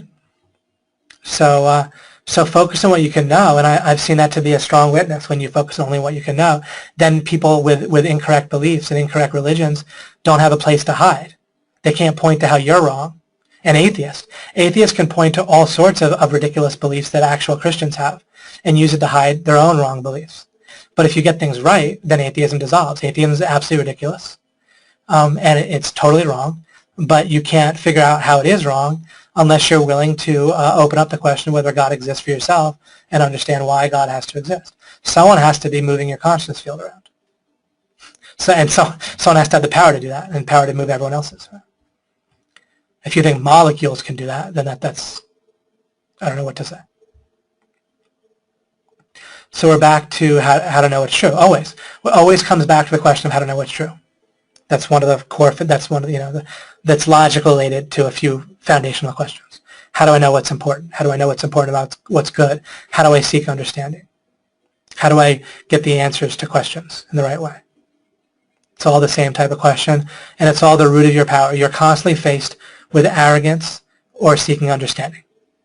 And anytime you rubber stamp your mind's certainty without having a foundational understanding of it, then you're being arrogant. Okay, I'll probably have to wrap up here. Gone for a while. I'll just quickly read this from Vincenzo and see if it'll help me in the future. Hi, David, I'm stuck. I know I don't understand. I hope you can help. I understand that to know what's true, I have to concentrate on what I know, and I can't assume. I'm getting a big error. Can you help me undo the knot? Yeah, go back through. I've talked specifically about, even on this webinar, I've given you things you can know are true. If something changes, it can't stay the same. You should never feel bad. You should ask the question, how do I know what's true? And you should spend time doing that, as opposed to not spending time doing that. That's a lot of stuff right there. Property rights, caring about other people. You can stipulate about making amount of money that'll take care of your stable base. You won't have to worry about money, unless you know of some other way to not be distracted by money or the substitute for money. Then stipulate it's okay to take care of it. So if you stipulate something, then you can operate within that. At least you can be consistent with what you stipulate or your objective. If your objective is to make $2 million without trampling on people's property rights, then you can make sure that what you're doing is in alignment with that and not do things that are counterproductive to that. If you are going to be in a relationship with somebody, business, romantic, or otherwise, you have to accept them, or else you're not in a relationship with them. Right? You can't have it both ways. So things like that can help give you hints. Mr. Chunk of the awesomeness have to catch up. That's great. Don't rush to fill in the answer. Exactly. That's a huge thing. Let the answer fill itself in. And that really works. I think as you guys just are determined to not rush to fill in an answer. And again, just think about Sherlock Holmes and read some Sherlock Holmes books. It'll just illustrate it for you. He and Hercule Poirot, another fictional character by Agatha Christie in that case. Obviously it's Conan Doyle that did Holmes, and then some other writers since then. Things have to fit, but they have to fit perfectly. Right? And they're looking for anomalies. They're looking for things that don't fit, and then making sure everything fits together. And even if you decide, okay, this all fits, nothing else fits, I'm sure that this answer is right, you can still, unless it's absolutely clearly foundational and you know how, you can still stipulate it and just act on it. And then if something comes up, you don't have to have the goal for it to be correct. You see, an assumption ends up being a goal to have something be correct. When you stipulate, you have no goal for it to be correct at all. And therefore, if something comes up to open the question again, you can open it back up. Elizabeth writes, thank you, David. You've been so clear today. Glad to do that for once in a while. I can hear all the light bulbs going off in everyone's heads today. Wonderful. And a lot of the clarity is just because we build to it, right? Think about it. Clarity itself from alchemy, I can't control it perfectly. I have to let it fill itself in. And I put a lot of effort into it. That's not a cop-out. But at some point, the ding-ding, right, it's time for the webinar, and I do what I can. And then, and even this whole series, it's time for it. And I'm doing it, and a certain amount of clarity is going to fill itself in. A certain amount of the answers are going to fill itself in for me in terms of what to say to you guys, and a certain amount of the answers are going to fill itself in for you, and a certain amount won't. And we have to both be comfortable with that. You see? There's no other way to get there. So as far as we get with clarity and alchemy right now, that's as far as we're going to get. And I eyeball how much time I spend working on it, but it's plenty. And then we'll go from there. Right? More answers will fill themselves in as they do. I'm sure I'll do more stuff with you guys in the future in different ways.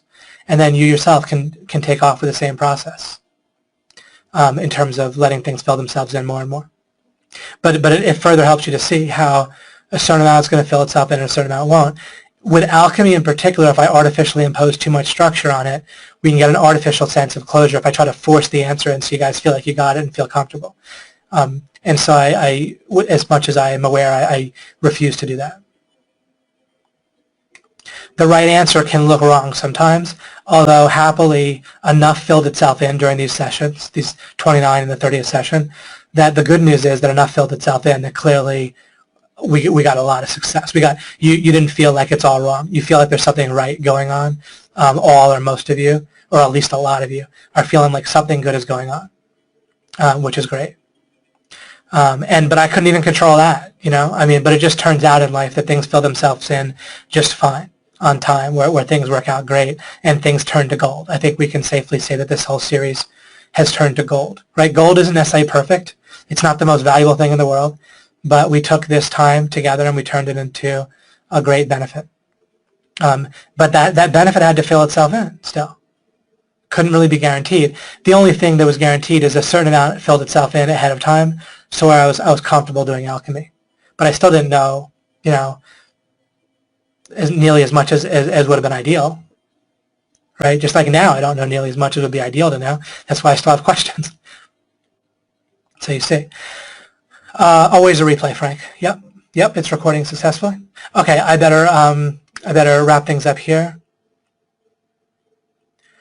That's a good question, Frank. Is there a way to block and ignore the negativity?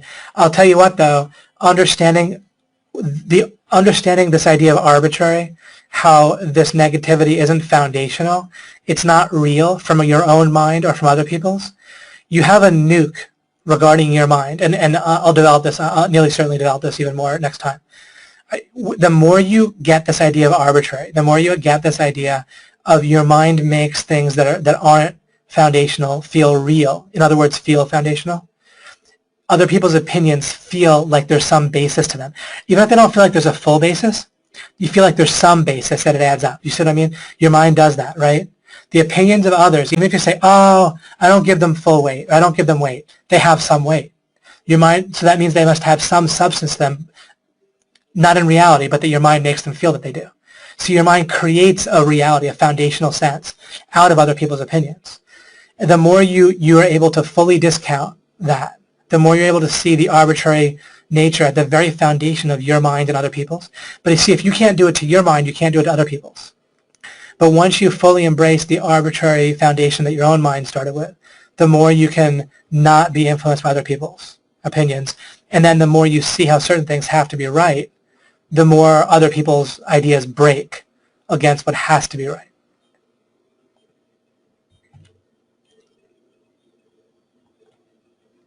And like regarding making $2 million, of course you can, here's an example of something you can know. Of course you know that it's not clearly wrong to ask the question, right? Is it clearly, definitely wrong to ask the question of $2 million? No. So we don't cross it off. So now we eyeball it. Would it be nice to have $2 million? Certainly, if you just got $2 million, would you prefer that? Yeah. Okay. So is it reasonable, if it's going to fill itself, if it's going to make that fill itself in over time, is it reasonable to ask the question? Not only reasonable, but given how you'd act if you had the opportunity to make $2 million very easily, legitimately, or just receive $2 million, and whether you'd prefer that.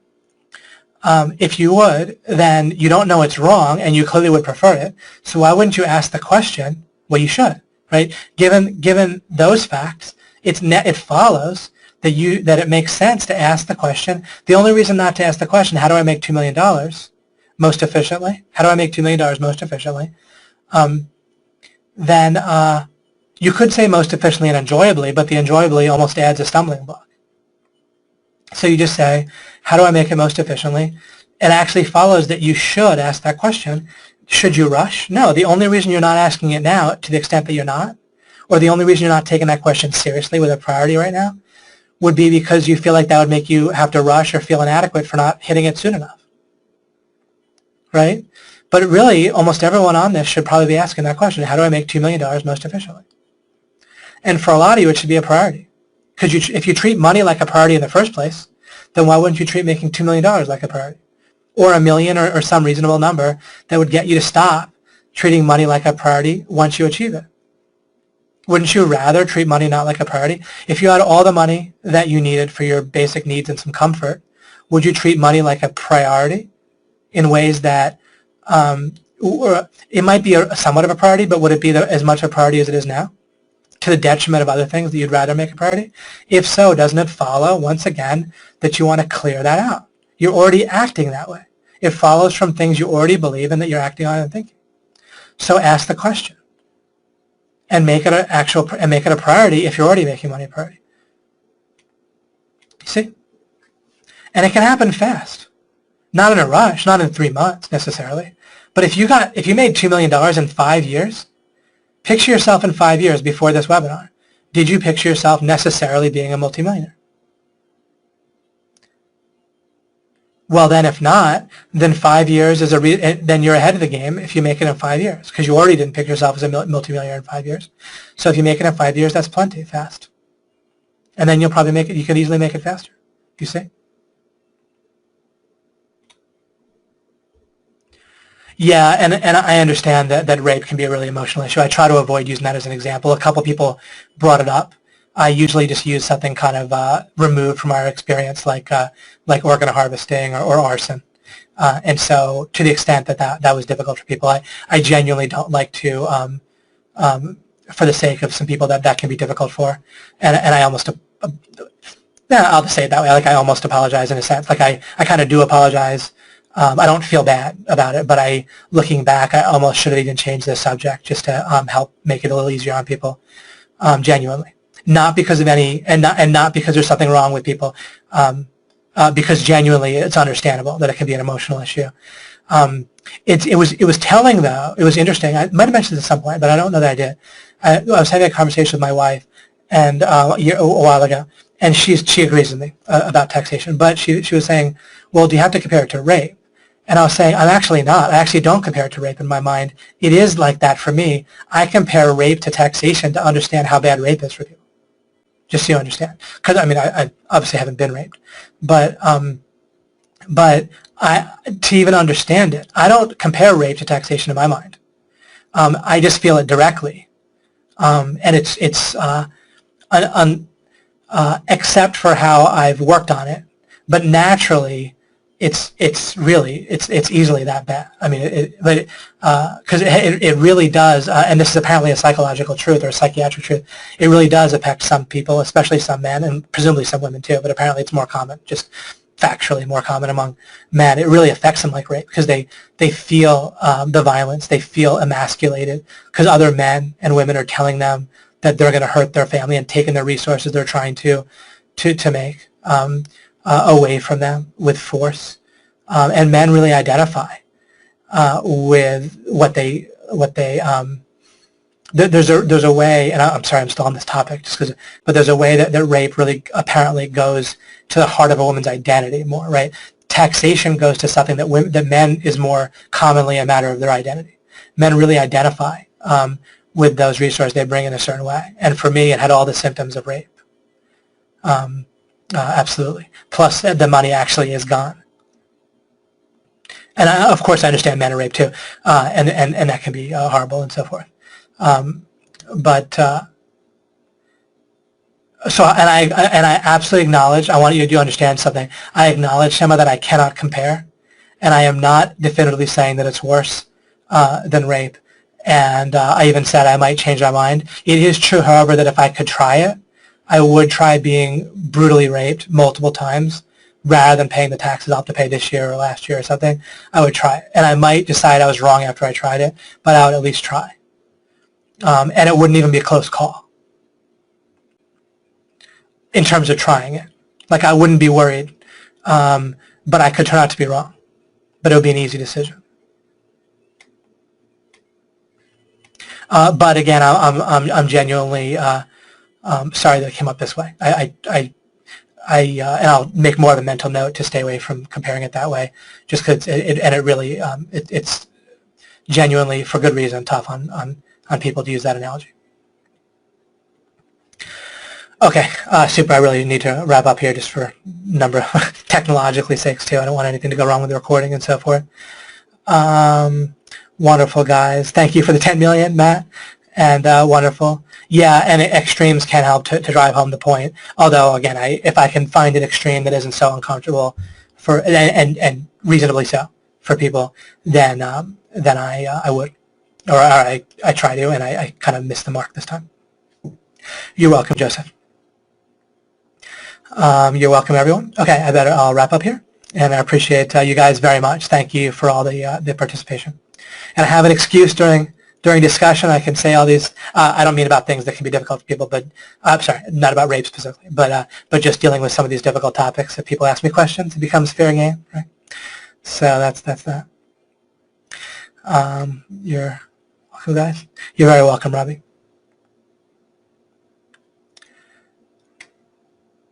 And you're very welcome, Vincenzo. And as I wrap up next time, I'll try to do a good final wrap up. Again, it'll fill itself in as it does, but I'll try to wrap up specifically the method of thinking clearly, knowing what's true, and so forth. I'll just attack that as directly as I can, and we'll see how that works. I did go after that, of course, in some of the teen webinars, like the 10, 11, 12, 13, like the phase 2 part, but I'll look to wrap that up as well as I can. But I wanted to set it up with this webinar as best as I could this time. You're welcome, Susanna. Yeah, it'll give everyone a chance. I could use a bit of time to not have it where I have to do it, but then I generally tend to come back with something soon after that. But I could use a little bit of time without this, and then you guys can listen to the replays even multiple times. But you. Yeah, he used to, right, and often, in many cases, women can understand, or other people can understand why someone would feel that way. And then it can, in that way, it's like when, at times that, happily, this is less of a thing, but it still exists today, where blaming the victim with rape, with taxation, you get the same thing, where you're not even supposed to feel that way in cases like from culture, and so you're made to feel wrong for like being or feeling like a victim, especially feeling about it that way or expressing it in that way. And it was helpful when, again, an ex-girlfriend of mine asked her, was seeing a counselor about other stuff in life, and they brought this up and thought I was wrong. Like, why would I feel so ashamed about it? But the counselor let her know that actually a lot of men do feel that way. And that it can be valid or whatever. Yeah, you see, right, it can be upsetting. And so we can all at least understand each other a little bit better. And again, I'm not saying it necessarily is as bad, and I absolutely can identify with it. It's why I'm very careful with when I say that something is technically slavery. I want people to understand I'm not comparing it in any kind of degree or qualitatively with the full ownership or the horrific forms of slavery that have existed with full ownership of people at different times. But that doesn't make, just because date rape might not be as extreme or brutal as rape, we still want to understand it to be wrong. And so similarly, jury duty or especially the military draft is horrific. Jury duty is obviously a very mild form of slavery, but it's still fully slavery. And it's just as evil. It's just less of an impact, of course. And I wouldn't compare it in a way that wasn't, right. Okay. Anyhow, we can remember the other parts of alchemy besides just the taxation rants. But again, it can be helpful. We have to break certain things that of our worldview against what we know to be true. So sometimes that matters for that reason. But then otherwise, right, we're looking to mainly the point of this webinar was we talked about how we could approach life in a calm, confident way. And I can say even taxation, I got out of it. I mean, it doesn't hurt me to the same extent at all that it does.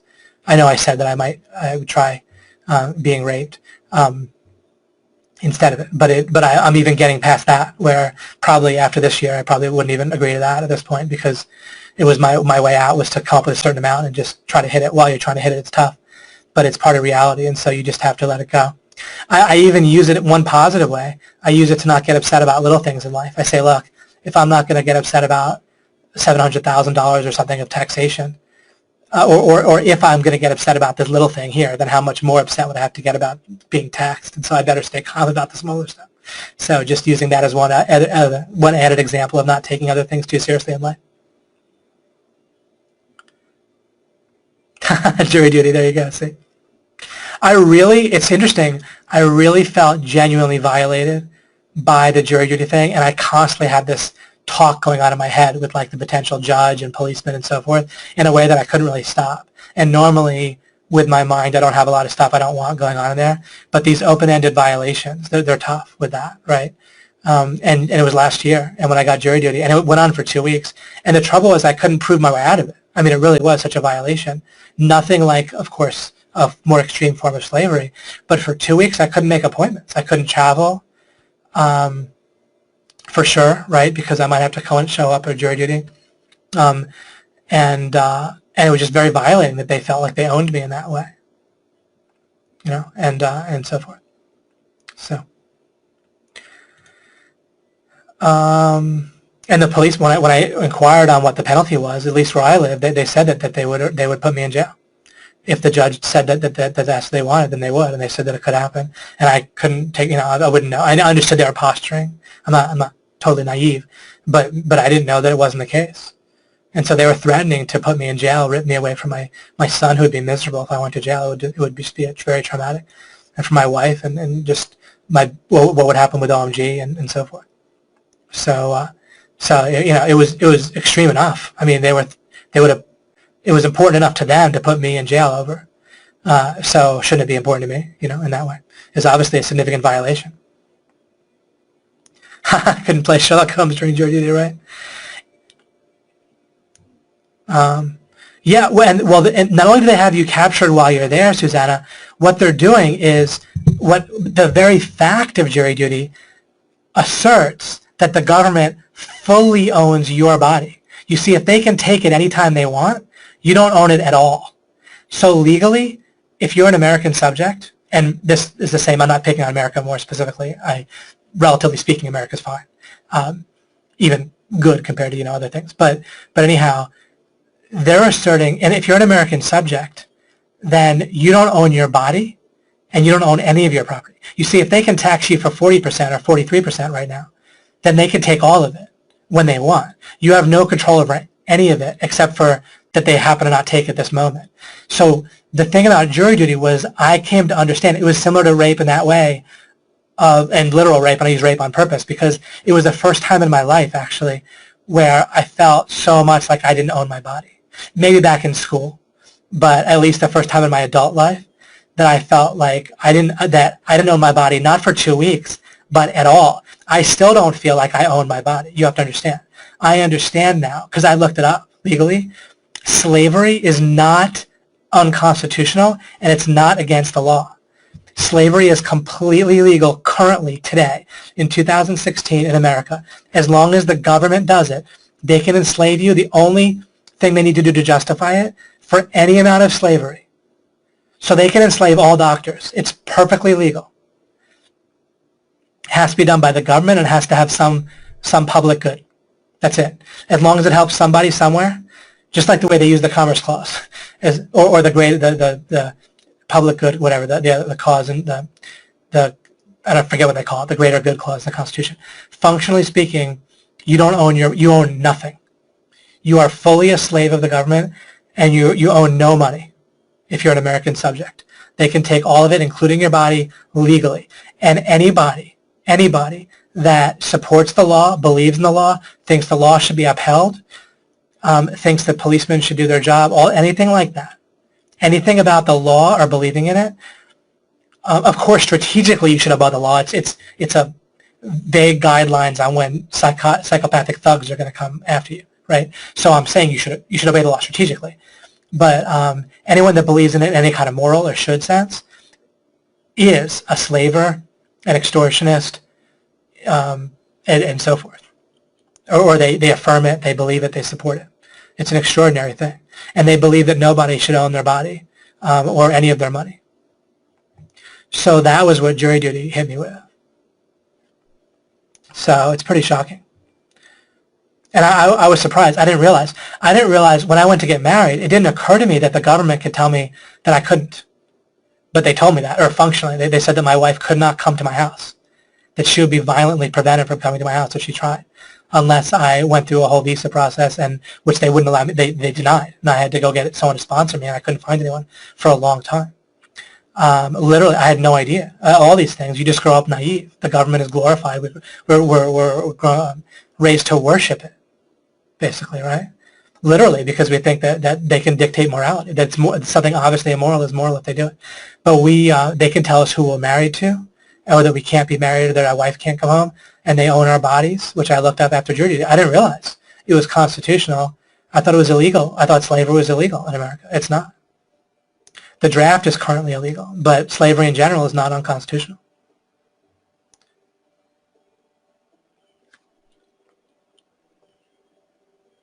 Yeah, it's crazy. Oh, that's funny, right? Martial law. Yeah, I mean, they can do whatever they want, right? I mean, the original idea was the Second Amendment would allow people as kind of a fourth check on the government to fight against the government, but technology nullified it. It doesn't even matter these days if we have guns. I'm not, of course, I'm for the Second Amendment, where you can own guns, but it doesn't matter because the technology is outstripped it. The government is so superior to citizens, and the military historically has always obeyed the government against the citizens. So, and police are so technologically superior to what citizens will normally have access to, right? And they even talk that way, right? Where citizens are not, or subjects aren't supposed to have access to high-tech weaponry. And they say, why do they need that? Well, the whole point of the Second Amendment was to be a check on the government, but through armed revolt. And I think it's even illegal to encourage armed revolt. Right. The whole point of free speech was to gather, to conspire, to revolt physically and with guns and with killing against the government. That's literally the point of free speech, right? Is that the freedom of assembly is the freedom to assemble to encourage violence. Nowadays, that would be called terrorism. If I were to encourage violence, or if I were to assemble to plot to overthrow the government, that's supposed to be protected by the First Amendment. I think that's illegal and would be even called terrorism now, right? So the very thing that Thomas Jefferson said should be done, and every so often, and it was explicitly put in the amendments. And I'm going a little, even extra over here, but it's fascinating to me. And again, it's fascinating just based on the contradictions that are the norm. That in and of itself is so powerful because that can help us overcome when we're at the office and people are negative. These same people have these same norms that are insane. Look at the Third Amendment. No one ever talks about it. Our founding fathers thought that they made an amendment preventing us from having to have members of the military, the American military. You can have a 16-year-old daughter, right, taking a shower. The framers of the Constitution thought that by default, without that amendment, military would barge their way, knock down your door, and sleep right in your house, quarter themselves right in your house, force themselves into your house. And they made an amendment to stop that because they thought that by default, the American military members would do that. They would force themselves into your house and sleep there. That's the only possible meaning of the Third Amendment, right? Where it allows us, it says you don't have to quarter soldiers. So it's extraordinary. Isn't that fascinating? I know, but think of I know they did that, but who's the Constitution for? The Constitution is for the federal government of the United States. So the only people they were thinking it was the Third Amendment can only apply to the military of the United States. Individual military members, or on total, of the United States. They thought that individual members of the military would force their way into subjects' homes and sleep there. Right? That's the only possible meaning of the Third Amendment. This is logic. This is what we can know. I talk about, again, this is just a fun example of what we can know. Right? The Founding Fathers believed that individual members of the U.S. military, not the British, I know that they got the idea from the British doing it, but the Constitution only applies to the American government, and in this case, the American military. Quartering themselves, they were forcing themselves into your home and sleeping there. They were so sure it would happen that they made the Third Amendment about that. That's what they thought the American military would become. Fascinating. I'm not saying they were right or wrong, but they thought it. Okay, on that crazy note, I will end the webinar, guys. Take care, all. Interesting stuff, huh?